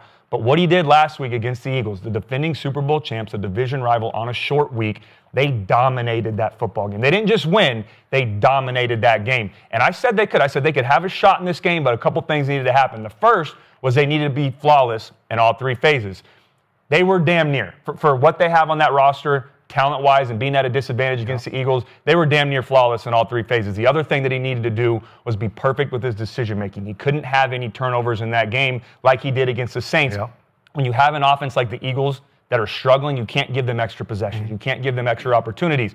Protecting the football, no turnovers, that leads to a win. But the third thing he did, and what makes me feel confident about this game, is I wanted to see how he handled his preparation mentally on a short week. Because that's tough. Going into your third start, you don't have the normal week that you have with on-the-field practice and all of that. It's a quick turnaround. You got to treat the meetings and the walkthroughs like on-field practices. And my thing was, how are they going to start in this game? 2 touchdown drives to start the game. They get a 13-3 lead, and then they never look back. They came back and forth a little bit, but they dominated the rest of that game. With all that being said, though, and I will give you this is by far going to be his toughest challenge yet. This is going to be the toughest defense that he's going to face this season. That defense right now under Vance Joseph and what they're doing, I would hate to be Jackson Dart this week. That is a tough defense because they don't have any weaknesses. They're great in total defense and scoring defense, but they also can stop the run and they can get after the pass rush, and they don't give up big plays in their secondary. They are legit. And the problem is a lot of different guys can do it. You can't go out there and say, hey, I'm going to focus on Bonito this game because they have 12 different players already this season that have a sack. You can't just double team Bonito or focus on different guys that are rushing the passer. You're going to get a bunch of one-on-ones, and that offensive line for the Giants are going to have to win those one-on-ones because Joseph will put you in terrible situations. He will. And it's so tough as a quarterback going against this type of defense because what you see pre-snap is 1,000% going to be different post-snap. You can't just go up there and say, all right, I'm sending the protection here. I know I'm hot over here. I got it figured out. Because when that ball snaps, you think the pressure's coming this way. They'll bring it this way, and then you're looking right, and you take some of those big hits. So you've got to be great this week. What I think they are going to do, and it's going to help them in this game, if Brian Daboll comes out and calls a good game, I'm going to expect a lot of quick game. When they do want to take shots down the field, they got to go max protection, meaning get 12 personnel, 2 tight ends on the field, keep 7 or 8 men in protection, take your shots on the outside. They also need to be good at running the football with Cam Scatterboot, because once you run the football, you can go play action, and you know what play action does to a pass rush. It slows it down because they first got to read their run keys, buys you a little bit of time. But with all that being said, I give them a shot, but I still think Denver gets to win. But I don't think the Giants are getting enough credit right now. I have Denver still winning 27-20 at home, but I think it's going to be a lot closer. You don't give them no shot. Huh? If you give them a shot, you got to pick them to win the game. I'm giving them a shot, but I'm not saying they're going to win. The question is not who's going to win this game. It's do they have a shot to win this game. Where everybody and Rob, Tyler, if I'm taking my money from today's episode, putting it on underdog, I'm taking the Broncos. But I still give them a shot to win this game. I say, well, the first thing he needed to happen against the Eagles was Jalen Carter to say, I ain't playing, my heel hurt. The second thing he needed was Quinyon Mitchell to get hurt with a hamstring. He could throw them little bullshit passes that he was throwing up, and they was getting caught. But that's a whole nother story. I ain't, who cares I don't about think you recovered from Richie calling Jackson Dart a superstar, right? Yeah, I still haven't seen this, Skip. I don't see no superstar involved in this shit. You know what I'm saying? I just don't see it. You know what I'm saying? You call it what you want, right? You know what I'm saying? Call it what you want. But who cares about the Eagles? You know what I'm saying? He gonna be in Denver. First of all, his fucking throat gonna be dry as shit. His lips gonna be chapped in a motherfucker. I'm telling you, that altitude is real. We got that on our side. You know what I'm saying? He gonna see what that's like playing in that altitude. Now, secondly, it's the anniversary of Super Bowl 50. So the guys gonna be in town. The ring's gonna be out. That winning aura gonna be in the air. You know what I'm saying? We giving out chains and shit. It's gonna be a fucking party. You know what I'm saying? It's gonna be a real live party. Aqib to lead. I'm telling you, we gonna be in the building. We putting DT in the RIP, my dog. We putting him in the rafters, man. It's gonna be fucking energy. What if Bo Nix's throat gets dry? Nah, Bo used to that shit. He lived there, man. He working it every day. Yeah. You know what I'm saying? So, man, listen, it's gonna be great energy in the air. Broncos is going to win the game, and they already talking about him running around. That's what he do. He a running back playing quarterback. They already talking about a rush plan. So this is a real disciplined D-line with some real vets on there and some real goons on the edges. Yeah, they do. So they're going to have a real disciplined rush plan. Mm-hmm. They're going to stop all that quarterback running. You want to throw quick game, you're going to throw that shit straight to Pat or straight to Moss. It's going to be a lot of press man. Yep. So that's going to deter that quick game. And we'll see how I go just throwing up balls, because as much as Moss get, he get a lot of flack because he get balls caught on him. But one thing he always looking back for that ball on them deep balls. That's what I will give him, and that turns into interceptions. You know what I'm saying? You just made a 38-7 case, right? No, I don't think it'll be 38-7. It'll be because the offense is still finding themselves. The offense is still trying to find. I don't know if they dropped 38, but they averaged 21, right? And if you score 21 in this game, that'll be just fine, because the defense don't give up more than 15. And this game, we'll probably give up like 10. So I'm thinking like 24 to 10. You're going to give Jackson Dart 10 against your defense? Man, Skip, listen, I'm going to be live. I'm going to send you videos all game. Look at this shit. You know what I'm saying? It'll be 24 to 10 type of game. The Broncos like a young running quarterback coming to town. This is exactly what Vance Joseph like to do, man. He like a young. You think you finna wreck the game running? Okay, we'll see. And we'll see who wins that mind game, Vance Joseph or Jackson Dart. So you got 4 Micahs over there, right, on defense? We got 2 of them. You do. We got 1.5. Yeah. You got 1.5. Nick is a Micah, and Coop is a half of Micah for sure. You got the altitude. It seems like they have, like, Dart has that locker room. Yeah. Right, and it's Bo got his locker room. Yeah, but this is different. Like, it seems like it's a different team. It's like once he got this job, it seemed like these vets is like, we're here. Yeah. We're here for him. You know what I mean? So it's like it's you have a guy who has so much swagger, so much confidence just in his style, that these guys seem like they're believing in him. It's like he is the guy that's going to take us over the hump. We're going to protect him at all costs. We believe we're going to fight, every inch for him. And it seems like that's what the Giants have. And this Dart thing is real. Like it seems like something's going on, and it's hard to put it in numbers, right? They are, holding people to 13-10. He has the it factor. He has a star quality about him. Gets in the end zone, cheers, dance, and you guys are bringing the perfect atmosphere for his ego. You're coming with the Super Bowl stuff. You're coming with the drinks, the chains, this. And a star always perform in with a platform. Right, like Cam did against us, I think he's about to come in there, man, and just shine. I think they're going to win. Just like Cam did. I think they're going to win. Listen. Okay. Just like Cam did against us, right? Listen, I know the Broncos somewhere over there doing their thing, shutting people down. Me, personally, I haven't watched it. Okay? It's not my type of football, right? I like my paint drying fast. I don't like it drying slow, right? Right? And it looks like they drying slow. But for some reason, I just feel this is going to be one of those games where he's going to force everybody to move a little faster than they want to. And I just think it's going to be one of those 24-20 games. Ooh, for the Giants. Wow. Okay. Yep, what do you got? Great points you just made, as opposed to your Micah points about Shaq. And I give you what you just said. That was smart. That was deep. That was you stunned me with your insight into that. But I can't go upset. I'll just go. They're going to take you to the wire because this kid is afraid of nobody, no place, no how. He is a fearless fighter, and he will rise to this occasion with you in the house. He'll look over and see you and say, watch this. If you're on the sideline, he might just run over and point at you after point at me. I might be on the news. Yeah? You think? Yeah. No, That might not be at work on Monday. I'm going to be loaded too, Skip. He come point at me. Hey, boy, might not pushing. We're going to call Aqib needs some help. Yeah, just control yourself. Nah, I'm just bullshitting. Okay. I'm be in the box chilling. All right. But to your point about your defense, because of the Micah discussion we just had, I looked up this morning hits on the quarterback. Who are the leaders, the individual leaders?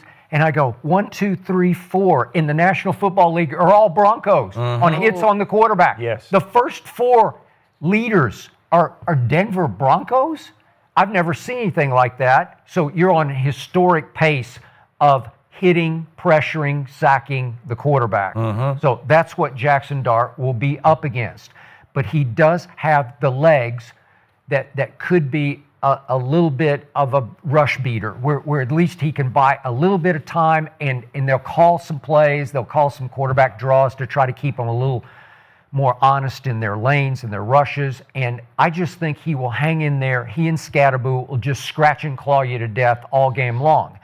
I don't love your offense. Every time I watch it, I'm like, and what else? You're 20th in offense, and I like Bo Nix, but I don't love him. And right. I love Sean, but he's not the quarterback. He's got kind of the coach on the field, his guy. It's almost like his puppet is Bo, but it's not good enough yet to make you championship caliber. Where I say, God, you guys are a force. You're a force on defense, and maybe that can carry you. But I look at your 2 home games. You beat the Titans 20-12. Okay, you could do better than that. You got Jake Browning at his worst, and you won 28-3. So I give you that. Okay, that was pretty impressive. And you've had some road wins, but you lost at Indy, and it was a little fluky at the end. I give you that, but you lost to a team that's the surprise team of the league this year. So, look, Scatterboo averages 56 rush yards a game, and it feels like it's 120 because I can remember every single yard he made because it's so impressive. He's just running through brick walls, and he's just scrounging for yards, fighting for yards, and he gets 3 yards, and it felt like he got 12 on that play. Right. So I just think I don't love what happened at New Orleans. That's why I can't go where Gil went with the upset here. But I do think it's going to be 20-17 on a late Broncos field goal. That's what it's going to be. But that's funny. You say you don't like the Broncos offense, but the Broncos and the Giants are damn near dead ass even. But you love the Giants offense. You love Scatterboo, but the Broncos probably rank higher than them in running the ball. Okay, but you know this is all new with Jackson Dart. Yeah. But if it's not new, the game Russell played, he fucking lit it up. You know what I'm saying? So Well, the who was offense the should be defense? higher. No, I'm just saying the offensive statistics should be higher because he threw for 400 and all these touchdowns, but they still right there with the Broncos. Yeah. So you don't love this one, but you love this one, but they middle of the pack. I don't know. But week one, they scored. It's funny. It's They fishy. scored 3, so that kind of counts against them. Oh. Yeah. And I think they scored 6 against Kansas City too. Yeah. But to So skip the point, Russell, Russell broke it down. That's where Russell got it up too, though. He threw for 400. that's where Gil's prediction comes into play, though. If they want to win this game, they have to keep it close and keep it a low-scoring game at least until maybe midway through the third quarter, and then try to separate themselves. But if they get down early, then I'm out on it. I don't think they have a chance. I wanted to be the only one pick the Broncos. I wanted it to be Giants. Let me get the Broncos. He talked down on the Broncos, but he picking the Broncos. He talked down on the Broncos, but he picking the Broncos. I've never seen the Broncos. You ain't ever seen them. You just see dark. Hey, like, damn, y'all go ride with them. I'm just saying Ride with them boys then. You got a party going on with a dancing quarterback. Trust me. That's what Gil With a dancing quarterback, I need to get in there to dance. Just like Cam, right? Just like Cam did against us, right? Yeah. Just like Cam did against us in the chip, right? But y'all wasn't celebrating it. Y'all didn't have the atmosphere. Aqib, you know who's riding with the Giants? The chat. Woo! Right with the Giants. Good. The chat. Usually our shit is in New York, so I had to. It's probably rigged by Rob. He probably Rob's over there. He's spam voting over there. You know what I'm saying? I'm gonna just be Rob back there spamming the shit out the votes. We know what's going on in the chat. I'm gonna be honest. The chat is more New York Knicks and New York Giants. Yeah, I had to feed to them a little bit. You feel that, they're telling me why am I talking? So I just gotta say Knicks and Giants. I'm like, good take, Gil. They fucking with you now. I feel that. Good take, Gil. Like, yeah, there we go. Keith, will you give me 7 for whatever you're drinking over there? 7. That's the spread. I'll take 7. I'll take Giants plus 7. What's the spread? What's the real spread? 7.5. That's it. 7. 7? Yeah. 7.5. Oh wow. I don't really like 7. No, I'll give you 7. Yeah, shit, we're going to whoop their ass, man. Fuck that. We're going to whoop their ass. 24-10. 24 to 10. 24 to 10. Oh, then you should give me. I'll give you 7. Yeah. All right, thank you. Sure. All right, good. All right. Well, we got to give some love to our sponsor because we love them. Okay, so we have got SeatGeek today. So everyone can use code Gridiron10 to get 10% off a SeatGeek order. So whether you're a new customer or not, sports, concerts, festivals, you name it. The Lakers are back in action, so a lot of people have been looking up SeatGeek for the best deals, and the Dodgers are on a quest to do a little repeat of the World Series. So, I'm going to have to pull up some games. I'm going to be using SeatGeek. They also have this thing where they rate a game 1 through 10. So if you see a green dot, green means good and it's a good deal. If you see a red dot, it means bad and it's a bad deal. So no matter how many times you bought tickets before, use code Gridiron10 to get 10% off your next order. Take out your phone right now, get the SeatGeek app, and use code Gridiron10 and add it to your account. Just have it in your account. So, Skip, if you could use SeatGeek right now, what game would you be going to this weekend? Cowboys. Yeah, I want to go watch the Cowboys win a game. Yeah, that's fair. Okay, and you think they're going to win this weekend? Well, let's find out, because that's actually our next topic, because poor Dak Prescott, this man is playing at an MVP level, and his defense, they're on vacation. They've already checked out. So, Gil, they got traded. They got traded. Gil, do you know the number of passes defended by Trayvon Diggs and Darren Bland this year? Just give me a guess. Wait, say it again? Do you know how many passes have been defended by Trayvon Diggs? You could guess too, or Darren Bland. Do you know? They probably. It's 0. The answer is 0. Wow. That's cap. The answer is 0, and now Diggs is out this week, okay? He got a concussion, and not on the field, it was at his house. So, Skip, do you give the Cowboys any shot this weekend versus Washington? It's weird. My Dallas Cowboys this Sunday will beat the Washington Commanders 40-37 at Jerry World. My team has won 2 games at home by scoring 40 points, and I still say they beat the Packers 40-40. So I'm giving us the win in that game. Okay. 40-37. Here we go again. Okay. Because you are about to see the most explosive offense in the National Football League as CD comes back, Cavante Turpin comes back, and by the way, to your point about Trayvon Diggs, out of sight, out of mind, good riddance. I don't need him. I've seen enough. He's not into it. He's quit on Eberfraud. Last week he was getting better, and you believed in him. Okay? No, the Jets game. Okay. Not Carolina. Carry on. Okay. Skip. Well, and he's saying we don't have any identity, and I said, well, then go to Green Bay. You can be a Packer. You join your best friend Micah with the Packers. I'm happy to put somebody else in there. I don't even care who it is because they'll compete harder than Trevon. And I honor his talent, but he's just not into the way they're playing defense right now. So let's put a kid in there and just close our eyes and go with it. But my point to you is we do have the worst defense in the league, as Gil pointed out, in yards allowed. And we have allowed the most touchdown passes in the National Football League. And we have allowed 21 20-plus yard passes, which is inconceivable in this short of a time. 21 times somebody's completed one of 20 or more yards against us. But we did go to Washington last year without Dak, with Cooper Rush at quarterback, and we beat Jaden Daniels 34-26. And Cavante returned a late kickoff, 99 yards for a touchdown. So we got that element back in our offense. Washington's going to have to travel off a Monday night game. It's a division rivalry. McLaurin is iffy. Debo's got a heel injury that's bothering him, and Noah Brown just went on IR. So they've got some issues going on. I do like these Cowboys against better teams because I do think they play up to the level of the competition more than they play down to the level of the Carolina Panthers, who are actually sneaky good at home where they're 3-0. So maybe it'll look like at the end of the year not so big of an upset by the Panthers. But I'm going 40-37, and I do believe that when this schedule came out, I looked at this game and I said, this is the one we're going to win against division, our arch historical rival at home.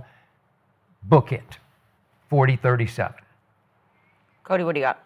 Yeah, I'm actually with you on this. Okay. I do think the Cowboys find a way to win this game, mainly because they're at home. And the level of play that Dak is at right now is it literally is at MVP level. He's playing that good. Now you get CeeDee Lamb back. George Pickens is starting to find his own in this offense. Javonte Williams is top 5 in multiple categories. He gives him a different dynamic on the offensive side of the ball. And don't underestimate Turpin, man. He can. He lights it up. I agree, but when you have a guy like Williams, the way he runs the football, it's so much easier as a quarterback. Yeah, we're gonna have to rely on Dak's arm, but it takes that pressure off you because we can run it. But we can also get some play action going, and that's where you find those shots down the field to Lamb, to Pickens, to Ferguson even. I think Ferguson's underrated as a pass catcher, so I like their offense.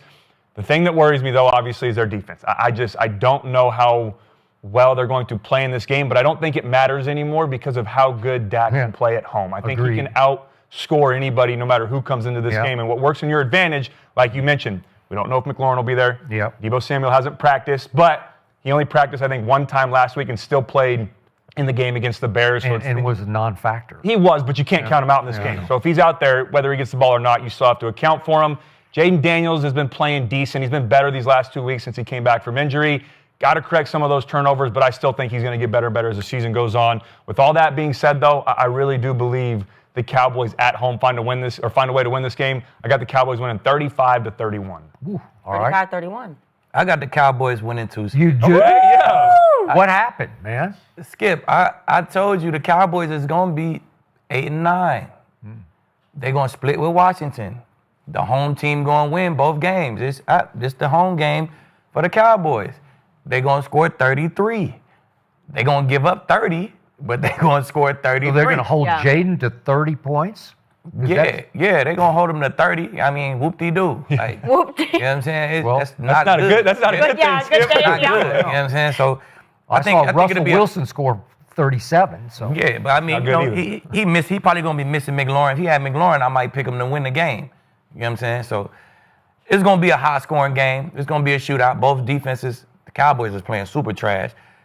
The Commanders are not playing so good themselves. So it's going to be no defense, offensive shootout. I think the Cowboys get back to running the ball. They couldn't run the ball last week.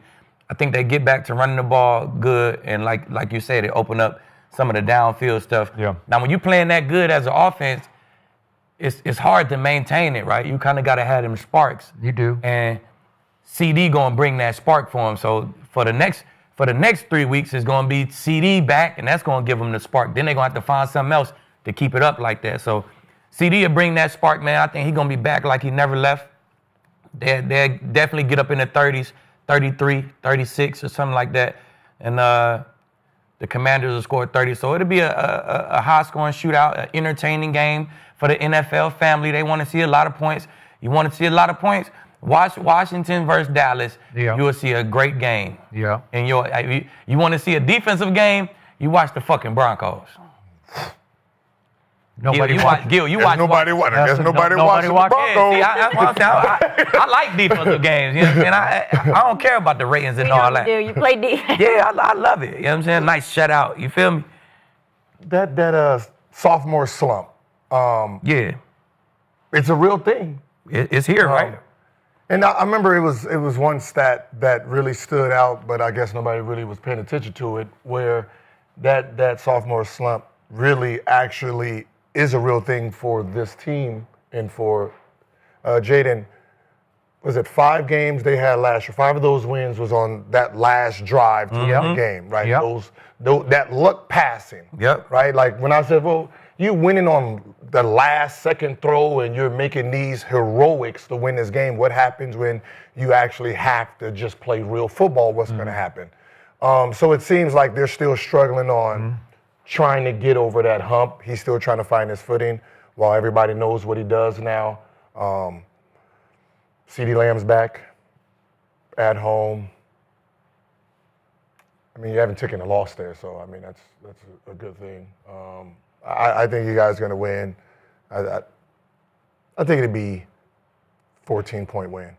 Really? Yeah. Wow. I'll take that. Okay. I mean, as bad as your 50 to 35. as bad as your defense, as bad as your defense is, your offense at this point was explosive without your number one receiver. That's a bad sign, Skip. Now he's back. I mean, you're expecting, greatness. Dak is going to do what Dak does. We all picked the Cowboys. With his boys back. You know what that I'm good. With his boys back at Jerry I'm good. World, I mean, good. the defense don't even need to show up. They can just say, boy, just let them score. We're going to outscore 'em. And the thing that concerns you if you're a Cowboys fan in this game is it's been the pass all season, but last year it was the run, and the Commanders have the 3rd best rushing attack in the NFL right now, and they can get it done with Bill, they can get it done with Daniels, they get multiple guys that can be a factor in the run game. So They will. They probably will run the ball. We they'll saw run the Rico ball, yeah. Dowdle did a week ago, but yeah, no, I'm with you. I think it's going to be a shootout, but I still think that the Cowboys have too much firepower on The it. entire arena has your Cowboy. Really good. And That's allow bad, me to yeah. say, to close this up, that for once, I need James Houston and Dante Fowler to get holding calls because they get held on every rush. Every time they rush, they get held.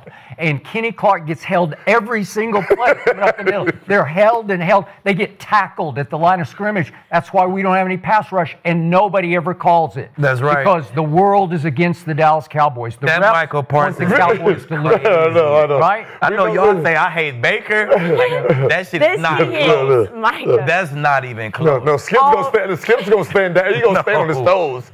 All right. For real.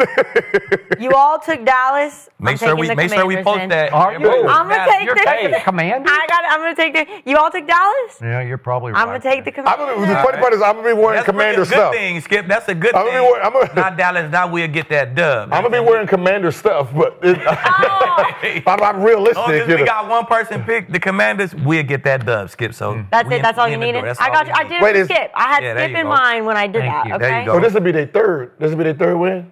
Yep. If they did Yeah. They like They're 3-3 and 1. 2-1. 2-3-1, right? 2-3-1 now. 3-1. Okay, so I mean, that's, I'm already giving them the dub. Oh, okay, 3-3-1. Yeah. 3-3-1. That'll make Yeah. them 3-3-1. All right. On their way to 500. Just like I told you, Skip. Yeah. I guess we'll find out this weekend. Let's kind of move on. So we've got the Eagles have lost 2 in a row, and we've been talking a lot on the show about the drama on their offense, not really being able to pull it together. So is the streak going to continue? J.J. McCarthy looking like he's going to be back for the Vikings. I don't know if that's really a good thing or not. Cody, do the Eagles get back on track at the Vikings? I want to say yes, and I want to believe that they will, but I just don't know what that offense right now if they can. And I've been concerned about this offense. Kill offensive coordinator out. Go ahead. For a couple weeks. What I say? Kill him out again. No, I called it in the Giants game. I said going into that game, they're going to lose some games because of that offense. I didn't know it would be that one, but you guys said, hey, they're going to find a way to get it done. Mm-hmm. You see what happens when you don't get in rhythm on offense, when you can't get the job done. They have struggled this year with their play calling. That's where my priority's been when I watch the Eagles right now, and what's concerned me the most is they're too vanilla. There's no explosive plays. They're too predictable. They don't have a plan when they get up to the line. They're getting to the line too late. You can tell that Patullo isn't getting the call out in time to where they know, okay, this is what we're doing this play. I talked about it earlier when we were talking about Zach Taylor. Mm-hmm. You got to have a plan for not only the play you're running, but 2 or 3 plays ahead and different circumstances off of that. They don't have that right now. And they're so predictable, and the explosive plays aren't there. And that can't be the case when you have Saquon Barkley and A.J. Brown and Devontae Smith and Dallas Goedert and Jalen Hurts. I know we argue if he's top 5, how's he playing? We've seen him play at a top 5 level before. They just aren't getting that out of him. And I know it's possible because they returned 10 of 11 starters last year when they won the damn Super Bowl. But you know who they didn't return? Is Kellen Moore. And he's over in New Orleans right now. And you know what the one difference is, besides Mekhi Becton, is they have Kevin Patullo calling plays. And I don't feel comfortable right now with them turning that page and getting on track because we haven't seen him do it before. Yep. This is his first time ever as an offensive coordinator. If there was a track record of, okay, slow start under Patullo, he's done it here, he's done it there, he's got things going, we've seen some positives with him as a play caller, then I'd feel a little bit better, but we don't have any evidence of that. And now you have one of your best players on offense in Lane Johnson calling you out directly. He said after that game, he said, we are too predictable on offense right now. He's not talking about Hurts. Mm-hmm. He's not talking about Saquon. He's not talking about A.J. Brown or any of those guys. He's talking about the guy that's calling plays. So if that starts happening and you start losing your locker room and your top players are saying that, it is very difficult for those guys to go into a game and say, yeah, man, I feel confident this week with Kevin Patullo. I know we're going to go out there and dominate. And it's not going to get any easier this week either going up against Brian Flores and this Vikings defense. So I was wrong. Carson Wentz is starting. That's right. Yeah, he's starting. And I'll get to Wentz in a second. Yeah, McCarthy, they said he's 6 weeks. They said until he practices every day, he's not going to be back. Yeah. He was limited. So I knew. Hey, until Wentz start just playing bad, he's going to be his ass on the bench. Yeah, well, I think when That's McCarthy. what they mean by that. When McCarthy gets back, he's going no matter what. No matter how Wentz is playing. He's your starter. He's your guy. Think? But the thing that, like I mentioned, with this defense with Brian Flores, it's similar to a Vance Joseph defense. It's similar to a Jesse Minter defense, Mike McDonald, those type of guys, is it is so tough for a quarterback to get in a rhythm and dissect what's happening and feel confident and comfortable in what that defense is going to do pre and post snap. Where they can gain an advantage this week, though, as good as that defense has been, they're still 25th or 24th right now in rushing defense. So could this be the week that they get Saquon going? Can they get the run game going? Can they build that confidence? When you're struggling as an offense, when you can't get things going through the air, when you're struggling on the ground, the best way to build confidence is to go run the football on the road. Because when you go on the road, I need you to pack a defense and pack your run game. Could they do it this week? Potentially. I don't know. And then going back to that point, I think that's another factor in this game is this is Carson Wentz's quote-unquote revenge game. Yep. And, you know, if you remember, he was drafted to the Eagles, number 2 overall in 2016. And they traded up to get him. They did, and they let him, I don't want to say let him to a Super Bowl because Nick Foles did it that year, but he played at an MVP level before he hurt his knee. So he has some good memories there. Then they end up drafting Jalen Hurts 53rd overall in 2020, and it was see ya. This is the new shiny toy. You're out. Made the right decision. They've won a Super Bowl since then. He's been playing some good football. Should've but I been two. promise you, could have been 2. But I promise you, Wentz is going into this game. And you can't over-focus on that as a quarterback. You can't just think, all right, I've got to go win because this is my former team. But there's going to be a little added motivation right now. And they're 2-1 under Wentz. He hasn't been perfect. He hasn't been great. But I think they have a chance to win this game. I think the Vikings find a way to get it done at home. I have them winning. I'm going to go 27-21. Really? Wow. So you talk about them explosive plays, but like you don't see them, but I see them. They played the Broncos. I seen one get called back, Devontae. I seen Saquon go up top. I seen AJ slow down, and that's a touchdown if he don't slow down. You're saying they're not hitting them, but they're there. I'm just them explosive plays to me. Yeah. So the offensive coordinator he don't have nothing to do if they hitting them or not. If he throwing it and they get called back, if he call this one and they get called back, we throw this one, that's a touchdown. That has shit to do with the OC. And against the last week, I seen Jalen overthrow Devontae. That was a fucking touchdown. One play. Yeah, that's a touchdown. So the OC has nothing to do with that. You know what I'm saying? So I think this week they hit some of them explosives. He's Jalen. He's not going to keep missing and missing and missing. At least I don't think he is. I think he hit some of those explosives. And I also see Jalen Carter, he back at practice. Quinyon Mitchell, he's back at practice. Yeah. They guard Big Lane or whatever, he's back at practice. You know what I'm saying? So you have your guys back in there, and with 10 days, I expect them to throw a new run play in. Like, that's what he's talking about. We too predictable. All we run is fucking inside zone and power. We got two run plays. First and 10 and second. Bro, we got two run plays that we run over and over and over. On the same down and distance. Same down and distance. So I expected them to throw a new wrinkle in there, a new run play, something off a jet, or bring AJ, let him get a jet, or fake a jet, or do something. You got 10 days to find one new run play and change it up a little bit. So I think they have a new wrinkle in the run game. The like you said, the vets is asking for it. I don't think he's talking about the pass game because it's there. Shit, if they don't hit on the deep balls, that's not on the fucking OC. That's on the guys who on the field. You know what I'm saying? So I like them to get back on track because they got to. If you lose this one, then shit, I'm gonna be in here next week shitting on the Eagles. You know what I'm saying? I've been backing them. A lot of people gonna start shitting on them. They lose this week. So I feel like usually, man, that the team who back against the wall, whose back is against the wall the most, they come out swinging, you know what I'm saying? So I expect this is a championship team. They got a lot of the same guys. They got some of their guys. You can't play without your lockdown corner and your best guy in the trenches. It's hard to play without them guys. You're not the same team. They had those guys back in there, man. I think they'll come out swinging. I think I'll give them a 27-20 win on the road. After winning the Super Bowl, how they're playing right now, every single week, everything is being questioned. There's not been 1 week where it's like they played a great game. This was championship type of football. Except for the second half against your Rams, right? That was great. I said a game skip. The full game. The whole game, not a couple plays, and we lose by a block. Field goal. That still hurts because we should be undefeated right now. But it seems like we're always questioning everything. Every week there's a problem with this team. And for a team that won a Super Bowl, it should be like you should be scaling up. We shouldn't be questioning nothing. Not really. It's fucking hard. But it's bad. We don't know what the running game is gonna do. Like they need new plays, a new runner. At this point, you can throw anything at the running game and say we need something new here, right? You haven't dialed in your receivers, right? You got other people saying we're too predictable. It seems like there's just this big disconnect from a team who's supposed to be trying to repeat. And I've never seen it in sports where a repeating team looks so brand new to each other. But honestly, in football, that team who win the chip, I mean, besides the Chiefs, they always fucking bad. I mean, the team who lose the chip is really bad. But it's fucking hard to win that chip and put that same performance on again. It's really hard because usually what happens is you win the chip, everybody want a bag, guys leave. You usually lose a lot of players, but they didn't. They didn't. That's why I still believe in the Eagles because they didn't lose a lot of players. Like you look at our Broncos team, shit, we won the chip. He gone. It's like shit. Peyton gone. It was a completely different team the next year, and then what happened? But we isn't fucking trash. But isn't that concerning that they came back? So this like so that's really the only reason that I believe in them because I'm like shit. Usually whoever win the chip, I'm like they gonna be trash. They'll be 500 the year after because that's just how I look at it. But I ride with the Eagles because they returned so many starters.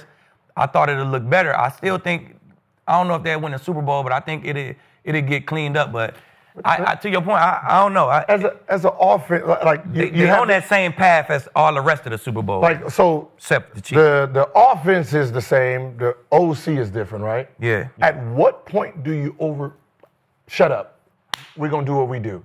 Like when does that kick in for a veteran championship team where you're new here? They're not just running completely different shit. We're gonna do what we do. So Sirianni or Patullo's been there for 5 years. Right. I think he was a pass game coordinator last year. But Sirianni's been there too. And they've had new coordinators come in and out. I mean, they had Steichen, they had Kellen. They've had multiple coordinators. It's just right now this one's not working. So I'm with you. And they just had a meeting apparently with Kevin Patullo, Nick Sirianni, the head coach, to where they said we came up with a lot of different ideas in the run game and the pass game. We kind of revamped everything. We feel good going into this week. I have to see it first. I'm with you. I have to see it on the field first before I think, okay, cool. When you win, you be good as long as they've been good, right? Like, we've been running the ball like this, like you said. Yeah. What you say on what downs? First and 10, second and 10. They're running look, Cody even know the whole run first game. First and 10, second and 10 you run? I don't know how long, but he know the whole run game. Mm-hmm. So it's been working for that long, right? If Cody know it, you don't think the Saints know it? Yeah. You don't think the Bucks know it? Yeah. You don't think the Cowboys know it? Everybody know how you like to play. So until y'all stop it, we going to keep fucking playing this way. Okay, now this year, y'all stopping it, right? Okay, now let's throw some wrinkles in there and switch it up. Why would we switch it up if it's working? We won the chip last year doing what Cody knows. Well, no. First and second down, 3 by 1, right? You know what I'm saying? Yeah. You know it. But everybody in the world know it. But Kellen Moore wasn't doing that a year ago. Kellen Moore was more creative. Kevin Patullo has been, in my opinion, too predictable. Too scary. And he doesn't have the reason I say he doesn't have a plan, the Eagles are last right now in the NFL when it comes to getting to the line of scrimmage with time left in the play clock. Mm-hmm. That tells me that as a coordinator, you don't have when it's 1st and 10, and you get a loss, you have to be ready. If it's 1st and 10, they lose yards. I need to have my 2nd and 12 call ready. I need to have my 2nd and 4 to 6 call ready. I need to have my 2nd and 1 to 3 call ready. I need to have an explosive play ready. I need to have my 1st and 10 call if you get 10 or more ready. There's just so many things that go into being an offensive coordinator and calling that next play and being 4 or 5 steps ahead. Right now, for me, it just when you watch the All-22, when you watch the film where it actually shows you getting in and out of the huddle, all of those things on the TV copy, it just looks uncomfortable. It doesn't look like they trust each other. It doesn't look like they're in a rhythm, and Patullo is 1 step ahead of everybody, and I think that's why we're seeing so much frustrations with Lane Johnson and with guys on that roster that are like, hey, what the hell is going on? I know we have the pieces here to do it because you've seen it. Last year, why aren't we doing it this year? And so they're running a completely different style of run game. No, they're not. They're doing the same shit they've been doing. But it's the play calling and the timing of the call. They're doing the same fucking shit that they've been doing. That's the only consistent. The scheme hasn't changed, but exactly, the scheme ain't no different. No, but the way that you call it, because it's still Sirianni's offense. Like he's been the one. Long as Sirianni is there, that's how they go and play football. There's an art to play calling and catching defenses off guard and making sure you get advantageous plays. And it's an art to defensive play calling too, like we had. And once the league it's a blueprint. Okay, this how you can stop this. Yeah. Everybody start doing it, and guess what we got to do? All right, now y'all got a little beat on what we doing. Now we got to change. Yep. Until y'all get a beat on it, we not changing. So, hey, you say it's the OC. I say the league just got to beat on what they doing. Hey, okay. Remember, the Eagles' offensive line is beat all to hell and has been, and it's not the same as it was last year when Saquon was on an all-time pace to break the all-time record. So my pick, you can disqualify because I'm not objective here because I need you to be right about the Vikings. I need the Eagles to lose, even though I still honor them. I picked them to win the NFC, but I need a Flacco Bengals for my Cowboys. See, I need a big Cowboy rise up and beat Washington, and I need Carson Wentz to wreak revenge on the Eagles so that they come back, and all of a sudden we come in here on Monday and you're saying, well, wait a second, the Cowboys ain't dead yet in that division, right? Because that's what you would have to say if both the Commanders and the Eagles lose. Am I right? No, you're right. Because it's still early. It is still way early, and we are getting I thought the Cowboys died when they lost to the Panthers last week. Well, I thought they died when they traded Michael Parsons. They just didn't know yet. It's a long season, Skip. Okay. So I guess you're right. And you're a Cowboy hater, and you've exposed yourself. I like and it's the Cowboys, man. I'm just a realist, man. You know what I'm saying? But here's the point. I do not like anything about Carson Wentz, and I was on record before his draft, no. And they traded a 1, 2, and a 3 to go from 8 up to 2 to take him. And I realized he had a magic carpet ride to get to 10-2 that year. And out here, he wrecked his knee against the Rams. I think it was at the Coliseum. I don't think it was at SoFi. It was the Coliseum. Yeah, it was at the Coliseum. Yeah. And then that was that. And Nick Foles steps in, and the backup quarterback smokes Bill Belichick's defense in the Super Bowl. I still don't get that one. He gets a damn statue built. Hey, yeah. Okay, so momentum. As much as I don't like Carson Wentz, I watched him against the Steelers overseas. I watched him against the Browns overseas, and I thought he played pretty well. He looked more confident and comfortable than he has, to my eye, since maybe that stretch in Philadelphia. So They've had a week off. They've had their bye, even though Philly got the little mini bye. They got the 10 days. But the Vikings are coming off a bye. The Vikings have the 5th best defense points allowed. So they're legit on defense. So Carson Wentz has got some backup here. He's got some bodyguards on defense. So if he can just play careful and not give it to them, I think they can win a really low-scoring game, because when I look at the Eagles, they're 15th in points scored and 19th in points allowed. That's just mediocre to me. The numbers are just, middle of the pack.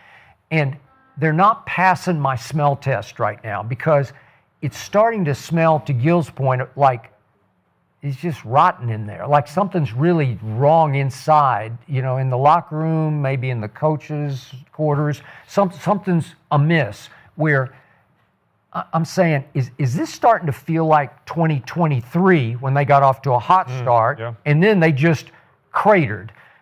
AJ and Jalen were at each other's throats. I told you that they had a personal issue.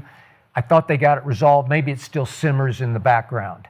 But in 2023, they lost 6 of their last 7, including they got smoked by Baker at Tampa in a playoff game, 32-9.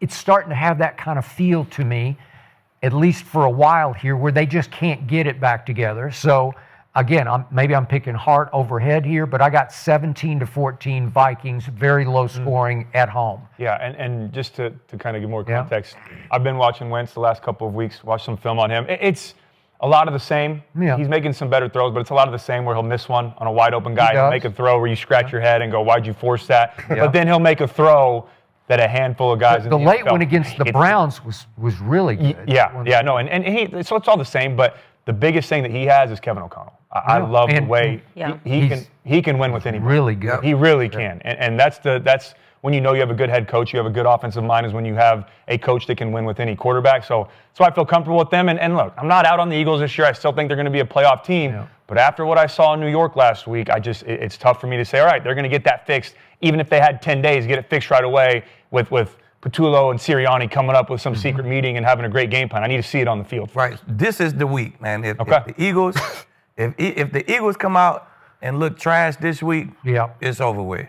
And now if they come out off these 10 days to prepare, they come out and look like a championship type team, then they're the Eagles. You know what I'm saying? So this is a real big week for them guys. Sirianni 5-1.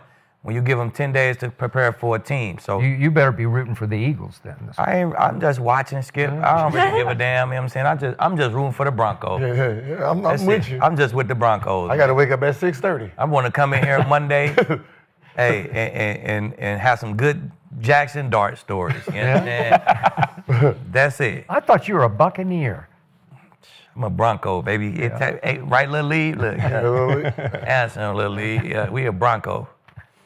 All right, well, let's talk about 2 other teams that have been kind of talks, and I don't know where to go on this game, actually. I'm kind of leaning towards the Chargers, but I'm not sure. We got the 4-2 Chargers take on the 5-1 Colts. And Daniel Jones has just been incredible this year. So, Cody, which quarterback do you trust more right now, Daniel Jones or Justin Herbert? I trust Daniel Jones right now more than I trust Justin Herbert. And I've said it before on this show, I'm a Justin Herbert believer. I think he's going to get to that elite level. Got to be more consistent this year, but right now Daniel Jones is playing as good as any quarterback in the NFL, and that includes Dak and that includes Baker. I think he's in that category right now. What he's doing for this Colts offense is very impressive, and right now that they're top 5 in multiple categories. He's throwing the ball over the field. He's leaning on the run game. He's playing smart football. He trusts Steichen and his play calling.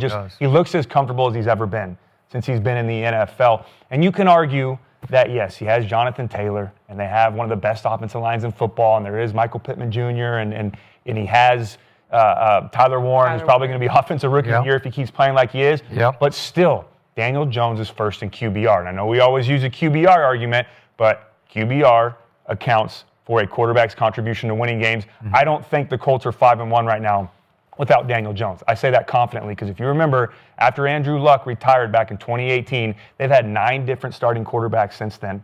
They've only been to the playoffs one time. That was in 2020 with Phillip Rivers. They've brought guys in and out. They traded for guys. They've went and signed guys in the offseason. They drafted Anthony Richardson Jr. They drafted him 4th overall in 2023. They've tried so many different things, and besides that Rivers year, nothing has stuck. But then comes in Daniel Jones, and he's playing so good right now that he's given that team and that city, and they've given him a nickname, Indiana Jones. He's given them belief, and I believe. I'm all in right now on Daniel Jones. I think he's going to go out there and win this game on Sunday. He's playing some really good football, and, again, he doesn't have to do too much. He's playing like an MVP, but he trusts that he has other MVPs around him, so he knows how to win games.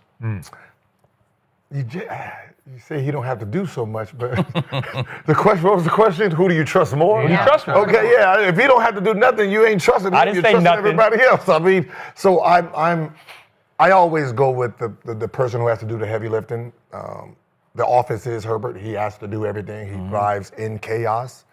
So, I mean, Coach probably will win the game, but I think, Herbert would look great doing what he does. Like he's just that dude. I mean, his ceiling is MVP, right?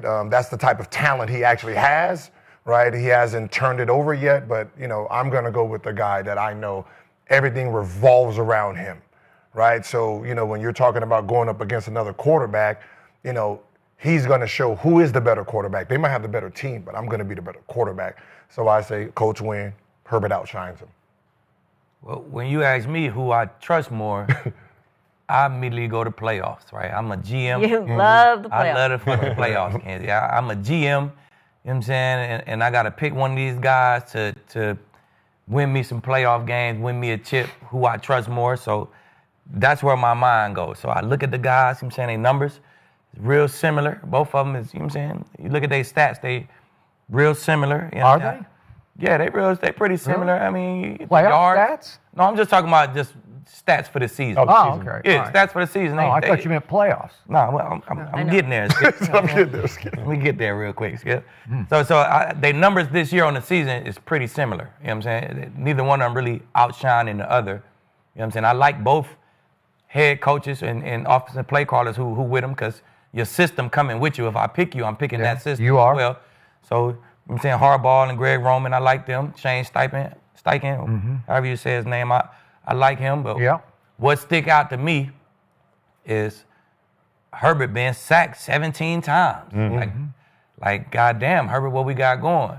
Daniel Jones only been sacked like 5 times or something really, really, really low. You know what I'm saying? And then Herbert is 0-2 in the playoffs. Thank you. You know what I'm saying? He got no playoff wins.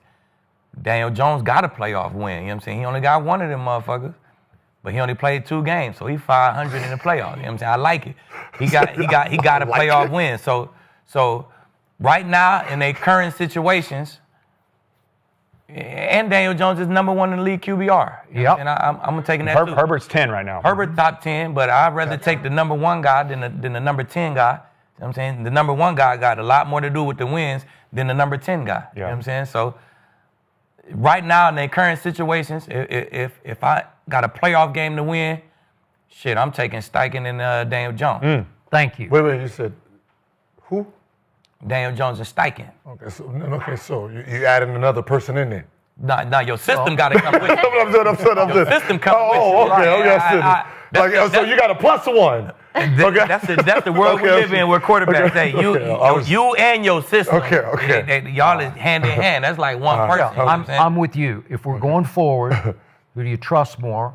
I trust the circumstance that Daniel Jones is in and Daniel Jones, because he's finally found a home the way Baker has found a home. Yep. This is where he belonged from the start. It's not New York. It's not the New York media. He's got more weapons than he's ever had. And he does have some resume here, to your point about the playoffs, because that one year in New York, he went 9-6-1. And in that one playoff game at Minnesota against Kirk Cousins, he was really good. Now, he threw for 301, 2 touchdowns, no picks, 83 QBR, which is really high. He ran it 17 times for 78 yards that day, because even though Justin Herbert is prototype, 6'6", 235, I mean, Daniel Jones ain't chopped liver. He's 6'5", 230. You know, he might be an inch shorter and 5 pounds less, but he's a big boy, you know, and he can move. Both of them can move, but he can really move. So Well, just look at what happened to Justin Herbert. I wasn't sold on him at Oregon. I'm not sold on him now because he will unravel. You said, Gil, about he's better in chaos. What was your line about he's more calm in chaos? Mm-hmm. But my God, they're up 27-0 in a playoff game at Jacksonville before the half. 27-0, and he just unravels in the second half, and he can't get them home, and they lose it 31-30. And then he goes to Houston. When I bought in like a fool last year because I love Harbaugh, and he goes down to Houston, and you want to talk about stinking it up? He's 14 of 32, so he's sub 50% completions for 242, one touchdown to 4 picks in that game at Houston, and they just get tromped 32-12. That's his playoff resume, or those 2 games. So, look, he lost Najee Harris. He lost Omarion Hampton. He lost Rashawn Slater, his best left tackle in football. He lost Pipkins. Yeah. The other one. Okay. All right. Joe Alt. He lost everybody. Okay, he's lost a bunch of people. So going forward, as much as I love Harbaugh, I can't trust the quarterback in that chaos because that's going to get more and more chaos. Where Daniel Jones, I was so bullish on that Tyler Warren before the draft. I wanted Dallas to take him, and they took the other Tyler Booker. But Tyler Warren he's the best tight end in football right now. I mean, he's leading all of them in yards receiving, all the tight ends. He's going to be I think he's going to be the offensive rookie of the year. Agreed. No, I think Jackson is, but I mean, I think Ibuka is, but okay, but that's good. Yeah, but he's not up with there. the That's a good point. Yeah. It's going to be close between those two because, man, you don't talk about the all-time security blanket for Daniel Jones. And then their receiving core, it's kind of off radar, but that Pittman and Alec Pierce and A.D. Mitchell, I mean, they're pretty good, and they're just exploding on people. So I like what he's doing because Jonathan Taylor is, God, you want to talk about here, like when if you're in trouble, you just hand it to that guy. He's leading the league in rushing. So I love Daniel Jones going forward. So you're in trouble, just hand it to me, chaos is the playoffs. That's as chaotic as it gets. It you know is. what I'm saying? And I ain't playoffs ever. Me? Yeah. Not playing, no, but I've been a backup. Ever? No. Oh, well, we know you are. We got Gil, playoffs? buckets. Playoffs. I was still buckets, baby. Yeah, I was getting buckets. Chaotic, You know? though, right? Like, I'm saying it intensifies. So I didn't win, but myself individually. Let me turn this way, because me and you can have this conversation. Oh, gosh. You feel me? Look, it get a little chaotic in the playoffs, right? Shit get tighter, the defense get tighter. That's chaotic to me. And in them situations, Justin Herbert just fold, bro. He does. I agree. He ain't really show me nothing. In playoffs, we got to make a quick point here. Tom Brady, Peyton Manning. Yeah. Did you have Stafford? Didn't you? No, I had Goff. You had Goff. We was Goff. But you won with Brady, or you didn't win the championship, but you won a championship with Peyton Manning. Mm-hmm. Who has the better chaos was you had 2 all-time great quarterbacks. Yeah, right? with Goff, he wasn't. You'd say trash. Don't count them playoffs neither. So who has the better tight end? Who got the better tight end? The Colts do. Yeah, Tyler So Warren. a rookie. Yeah. Yeah, Who has a better running back? Colts do. Colts do. But wouldn't that lead you to think I'm trusting the guy with better weapons more who's playing at a high level? Yeah. Trust. The question is not who's better athletic ability, who has better intangibles. It's who do you trust right now as your quarterback based off the situation that they're in. I love Justin Herbert. That's what I said. It's like one has a better, he has better options, so he don't have to do nothing. If I'm in trouble, just give it to you. You just go and do it and make me look good. I'm trusting that guy. Go out there and run. That's what I said. Absolutely. One, yes, he's going to win the game because his options are better. One has to do everything. Making is one has to pass it. But I got to be Superman. I'm saying one is Clark Kent, and he gets to be Clark Kent because he has other things to do around. One has to turn into Superman at some point because he doesn't have nothing. I give him the wideouts though. I give Herbert got the wideouts. Yeah. I give him the wideouts. Okay, damn it, I just want the California kid. Like tight end. I'm just going with California now, man. Well, the arena is riding with Indiana Jones, and I would be. I mean, no, y'all are riding with Indiana. I'm with California right now. I know you are. I know. You're supposed to go. Hey, I'm still a Justin Herbert believer. I'm just saying right now, Indiana Jones is playing some good going out of the beach. That's his tweet. You see how he stands on who he likes and who he doesn't. We got to get on board with this. I've advocated for both Herbert and Jones all year. I know, we can't. We Kinsey just made me go against it. She pitted me against him. I had to pick one. The Colts starting 6-1. I would love to see it. We're going to find out on Monday. But let's talk about a little drama real quick, because I love a little drama. So there's a little podcast segment from Zaire Franklin, and we're going to listen because it was kind of funny. How you caring if your teammate Juju, boy, got the beats? First of all, Juju needed his ass whooped. Damn. Let's just go there. Number one. Why does everybody say that? Him specifically really needs his ass whooped. What's wrong with Juju? Bro, he been needing his ass whooped for a minute. Brian Bed's doing the work of the Lord, bro. Whoop that man ass, bro. Shout out to that. What did Juju do? Bro, he's an asshole, bro. Okay. I heard that though. And he is sneak this. Like, this is my thing. I'm a talk greasy to you. We gonna go right up. And when we get that one-on-one, I ain't gonna duck the smoke. Yeah. So whether I win or lose, it is what it is. He the type that's gonna do all the little weird, sneaky stuff, push you behind the back, go run, tell the ref. You like, bro, shut your little weird ass. Then try to be cool with you after. First of all, y'all seen the picture though? The picture's crazy. His nose crazy. Bro, you can't be crying with your nose blood. Like, you got kids, bro. Like, what's gonna happen when your son? Come on, bro. Hey, bro, you crazy. But that's how I think. I be like, bro, I really be feeling. I'm like, bro, I can't let y'all. My son in the stands. I can't let you put your hands on me. My girl watching. That's a fact. She might like you now after this. Like, I'm gonna tell my girl I come home. I just got my ass whooped. Dang, he had a lot to say about Juju. Aqib, how much truth is there that Zaire Franklin, that Juju needed to get his ass beat? Juju play hard, man. You know what I'm saying? Juju play hard. Juju block hard. And he always played that way. That's been his style of play way back in his Pittsburgh days. If you remember, Burfict put AB to sleep. He did. Who got that get back on Burfict? It was Juju came in. Slam. You know what I'm saying? So he play hard. Everything he do is within the whistle, though. You know what I'm saying? He bend them rules. He do it within the whistle. He do it on the field.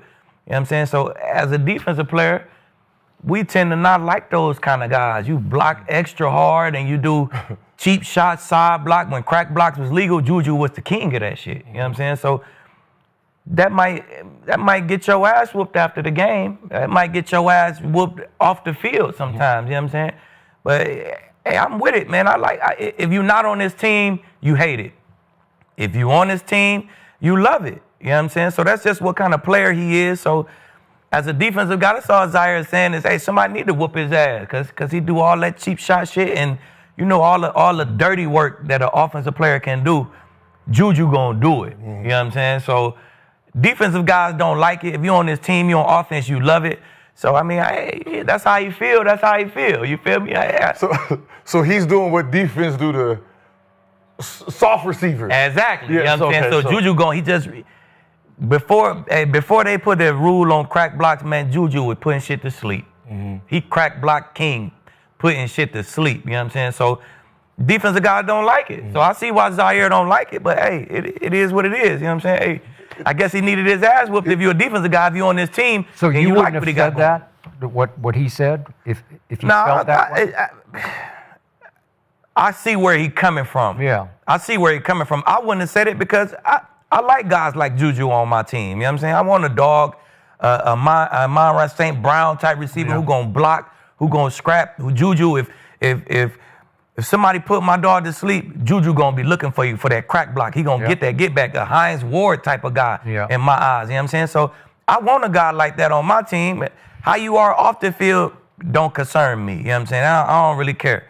It is what it is. But between them lines, Juju gonna play hard as shit. He gonna block hard as shit. He's scrappy. Yeah. I like guys like that on my team. So, but I get where Zaire coming from. You know what I'm saying?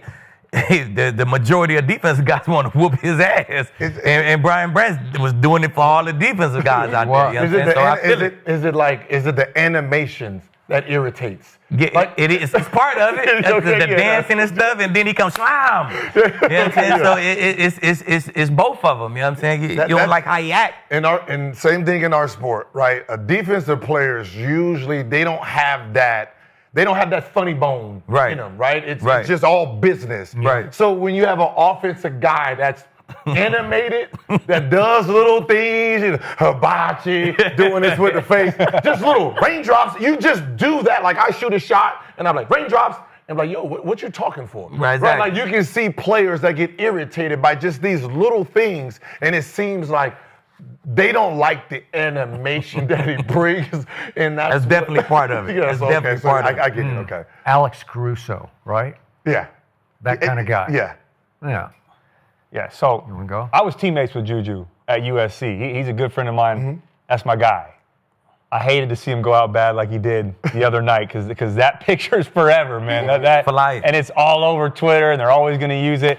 I hated to see that, but just to give you some context, everything you said is true. He is a physical player. He is authentic. He's the same person every single day. He only knows one style of football. I mean, we were playing a game against Utah my senior year. He caught a little drag route, pointed at a defender, said, bring that ass here, and then he threw him to the ground and then stepped over him. Like, that's just how he plays the game. Loves those crack blocks, those coming downhill. The one I will say, though, against Brian Branch the other night, 100% out of line. That block in the back, and then you step over him, you look at him, you do all that. You can't do that and then a couple minutes later go up to shake his hand and think we're all cool, and then he punches you. The thing that I have a problem with, though, is I wish after he took the punch, just keep your ass on the ground. Like, you flopped, you fell, it's funny, that's who you are. The TikTok dances, I love him, he's a great guy.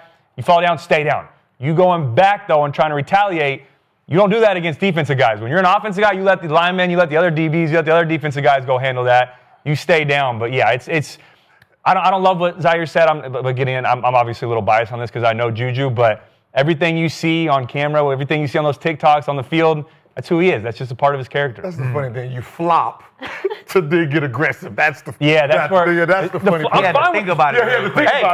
fine with the flop. Hell nah. Hey, flop, it's funny. You get a fine on him. You try to get him a fine, do all that to then get up and want to start a fight. Yeah. I didn't know Zaire Franklin. I didn't know much about him until that happened. He a goon. Yeah, and I checked and I lost sight of the fact last year he made the Pro Bowl and he made second team All NFL. Fucking goon. Okay, as an outside linebacker. And that defense right now is fourth in points allowed with Lou Anarumo, who came over from the Bengals to take it over, and it's taken off. It's his defense. Yeah, it's his defense. So I liked what he said because I liked the point that he went to about that he goes to the ref and cries to the ref, and then he tries to be cool with you after the game. Right. Okay, well, that's just hypocrisy to me. And those guys irritate me the most. So I don't know if he's got that in him because I'm just having to trust. No, that's what I said. After you did that block in the back, you can't go try to shake their hand. I disagree with that. I think that was out of line. Okay, good. Nah, he friendly, Skip. So yeah, he is. He gonna play in the game. Yeah. And after he gonna come try to hey man. Okay, he's one of those. no hard feelings. No hard feelings, man. I'm just playing the game. Like that's the type of plays guy hard. he is. Yeah. But this is a classic line to say Brian Branch is doing the Lord's work. I mean, that is like, wow. Okay, because that means he's really going deep on this. Like, he really needed this out there. And he was probably playing to the crowd on the podcast with Jeff Teague and the guys, and they got him going. Yeah. And maybe he starts spilling too much because I do believe he's going to get fined for what he said, because as bad a look as that was to end a Monday night game that way, this is a bad look, too, for him to say this about Juju. But you look at that schedule, Skip, and that Colts and Chiefs game is coming soon. Yeah. So I'm just remember them comments. Yeah. Because I'm Things telling you, about to get crazy. between them lines, He's different. Juju gonna find a little out where it's not a crack where he could just insert blocking. I'm telling you, and you don't really be thinking about that in the game. Like, I'm trying to do my job, and Juju thinking about that shit. Okay, So you're talking about blindside? not like, blindside, but just within the rules. Like, you can't really crack back like that, but you can. I'm just, hey, when you say some shit like that, Their head better be on the swivel now. I'm telling you, better know where Juju is, or you could maybe we get a little fight. Be a meme on Monday. See, that's the thing about somebody like that, where they are playful dudes outside, but on the field, he a fucking dog. They're Terminators. I'm telling you. So it's like I'm looking for you. Yeah. Like what you said. That's what kind of guy Juju is, bro. Juju would rather lay your ass out than go catch a touchdown. No, I'm not saying that sarcastically. No, Juju. And then when it's over with, like, hey, we good? We good? Juju heard that. I'm telling you, Juju heard that. So Juju is the insert block. He is the insert block guy. He is that kind of guy. Now, against Branch, you say that block in the back was that. Juju ain't just say, I'm finna go block him in his back. He tried to get in front of him, and Branch kind of beat him to the spot, and he still hit him. So, I mean, it is what it is. Yeah. He just say, I'm finna just hit him in his back. Like, nah, Juju ain't that kind of guy. Maybe he's trying to make a, my bad. I'm not, so, like, bro, you ain't like the hit, but I wasn't trying to do that. You know what I'm saying? It is what it is. I'll tell you, though, I mean, and okay, give him the benefit of the doubt, but Juju will try to get, like, he knows how to get you riled up a little bit, too. Yeah, He'll start getting in that head. Like, the hit and then the step over, like, that was not on accident. Like, he did it to get him going, and you know, obviously the game at that point Hey, was... but Brian nobody Grant likes to said step after over. the game that Juju hit him after the whistle. That was his quote. He ain't hit him I don't after the think whistle. it's The play was going away. but You're on the wrong play. It's another play. He said there was another time when he got hit in the back after the whistle. Oh, yeah, I ain't see that one. What I'm saying is sometimes you leave the game where the game is. Exactly. Right? And it's over with. He's trying to shake your hand. You know, I mean, that's... The quarterback tried to shake your hand, like, hey, whatever happened, our bad. Yeah, right? You know what I mean? It's, you have two people trying to shake your hand, and you waving them both off. Right. Right? I mean, you know. I mean, that's how you think if about it. If you're angry, you want to take a hit, take a hit. Because you more like a Juju type guy. You know what I'm saying? You going to laugh and joke. You going to give a nigga 50, talk all kind of shit to him. And then be like, hey, man, we good, bro. Like, you want to go out? The other guy's like, we're not good. We're not good. Go out. You know what I'm saying? Like, that's what type of guy you is. So everybody just not like that. You know what I'm saying? Defensive guys, nah. I'm like in between. We're trying to fight. I'm kind of in between. I might leave it on the field, but sometimes I won't. You know what I'm saying? Maybe when they play the Colts, Juju should have his head on a swivel. You're right. You're right. So, I mean, yeah, I don't know. Exactly. I love Zaire. He's one of my favorite defensive guys. But I know as a linebacker, you got way more shit to worry about than Juju. You do. So you're going to be playing, scraping, and then when that receiver come, it ain't going to be that same receiver that you face every week. This time it's going to be Juju. Bah! You know what I'm saying? So I'm just telling you. He's something to deal with because he's one of them kind of guys. So he's gonna catch a penalty just to catch one. He might just to say, mean that, my boy. You know what I'm saying? Hey, all right, guys. All right, before we get out of here, I want to get a little take on just one other game. So we're gonna do quick predictions. But Gil's team is traveling across the pond, and they're gonna be facing the Jags. And you don't have Puka. Matt Stafford might kink his back on that long flight. He's getting old. What do we think? Jags, Rams. Let's see what you got, Gil. Like, what I'm saying is, why are we always questioning the greatness of the Rams? Like, are we going to pretend that they should not be the only team in undefeated? Like, are we pretending that they've been actually beat 2 times because of the offense of someone else? We've lost both our games because they block field goal. That we're getting blocked, historically blocked, not because some magical quarterback on the other end. We are playing great football.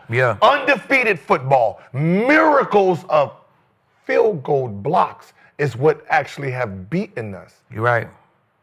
Like we're going all the way to London to whoop somebody else's ass. You don't have Puka. Hey, huh? You don't have Puka. Unless they got the 6th man, you got, was it Tyler, whatever his name was in the 6th man movie? Unless he's out there floating around doing God's work, jumping up there blocking, this should be another win for us. I'm going to be up at 6:30 a.m.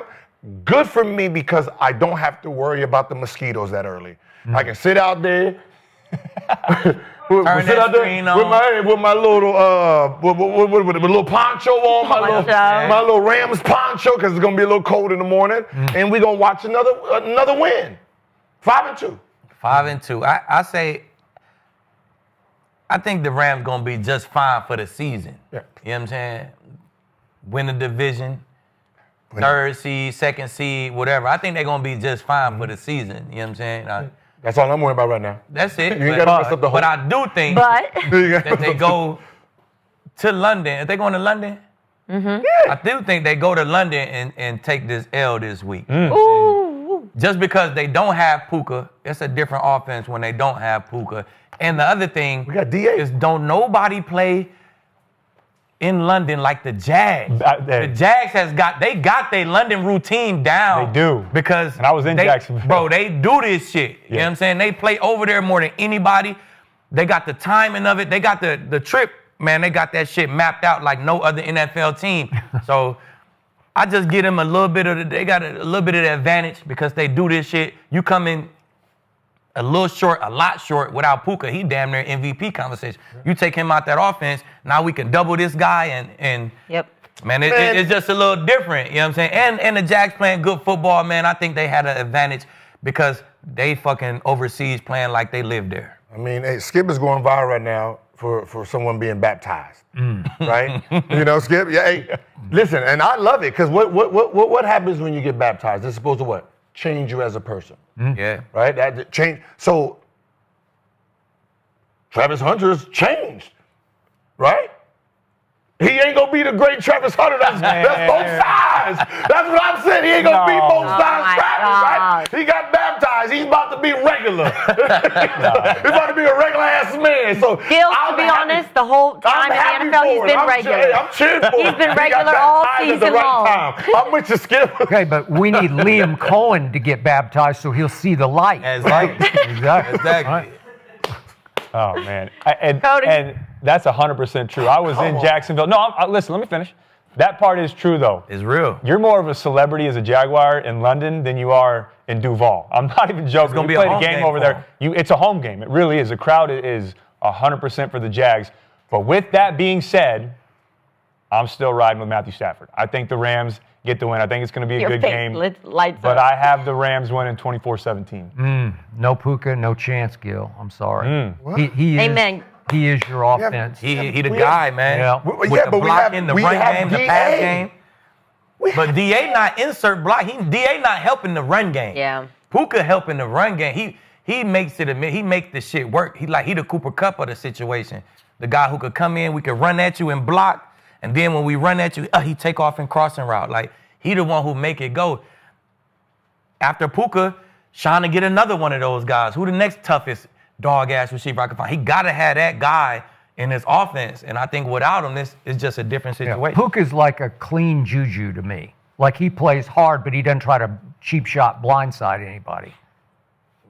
I mean, Juju don't do what Puka do catching that ball. So I wouldn't put Juju and Puka in the same. Hell no. Yeah, and Gil, did you watch the Colts at Rams? They handed you the win, literally handed it to you because A.D. Mitchell is about to score with the ball in his hand and starts to celebrate and drops the football before the goal line or you're down 27-20. That's called a dumb receiver. That is. Okay.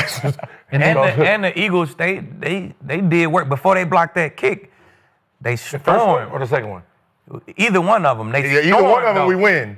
I'm just saying, but they stormed on offense. So I mean, it wasn't just like it was a 3-0 game. What happened on that Thursday night though, against 49ers? Oh, I know. Because wait. I'm right with you. I can't give you that one. That Mac Jones. Man, they lost like everybody else. Wait. You're talking You about lost to our backup quarterback. That's what happened. When we tied it up. And missed the field goal and got it blocked to go up 21 and we would have won the game. That one. Or when they went. Or when they fumbled on the one. Yeah. Or when they. Or Sean called that play and they went for it, they didn't get it. Or we fumbled, then had to get the ball back to then that one. I'm trying to figure out which one where we fumbled to win the game. Yeah. Right. Then we had to get a stop to come back to tie. There's a lot of time left, so you fumble to take the lead. We playing great, man. I get it. You got all this. I got all the statistics and stuff. I'm just saying, that, bro. Right? The Jaguars over there, they in London trying to play at home. I get it. The Rams gonna be just fine, but hey, everybody lose games, Gil. We already lost our two. Everybody lose game. Probably gonna lose two more. We're not losing to the Jaguars, man. The Jags are good this year. Taking that ball away. The Jags are looking good. Good defense. All right, so the arena split. Obviously, I can't support the Rams. I'm going Jags, but y'all ain't been supporting the Rams for a while now. Y'all didn't support them last week. I said they gonna win the division. I'm right with you. Cody is second in the NFC or third in the NFC. I'm right with my guy Stafford. It's a good team. I'm riding But with without Sean, for Puka, sure. it's going to be a tough Top game. 4 Without team Puka, in it's gonna be a tough game. NFC. All right, guys. Thank you guys so much for watching. We will be back on this couch on Monday after a crazy weekend of football at 11:30 a.m. PST, 2:30 EST. So we will see you guys next week. The fact that you keep going against us, now I'm happy.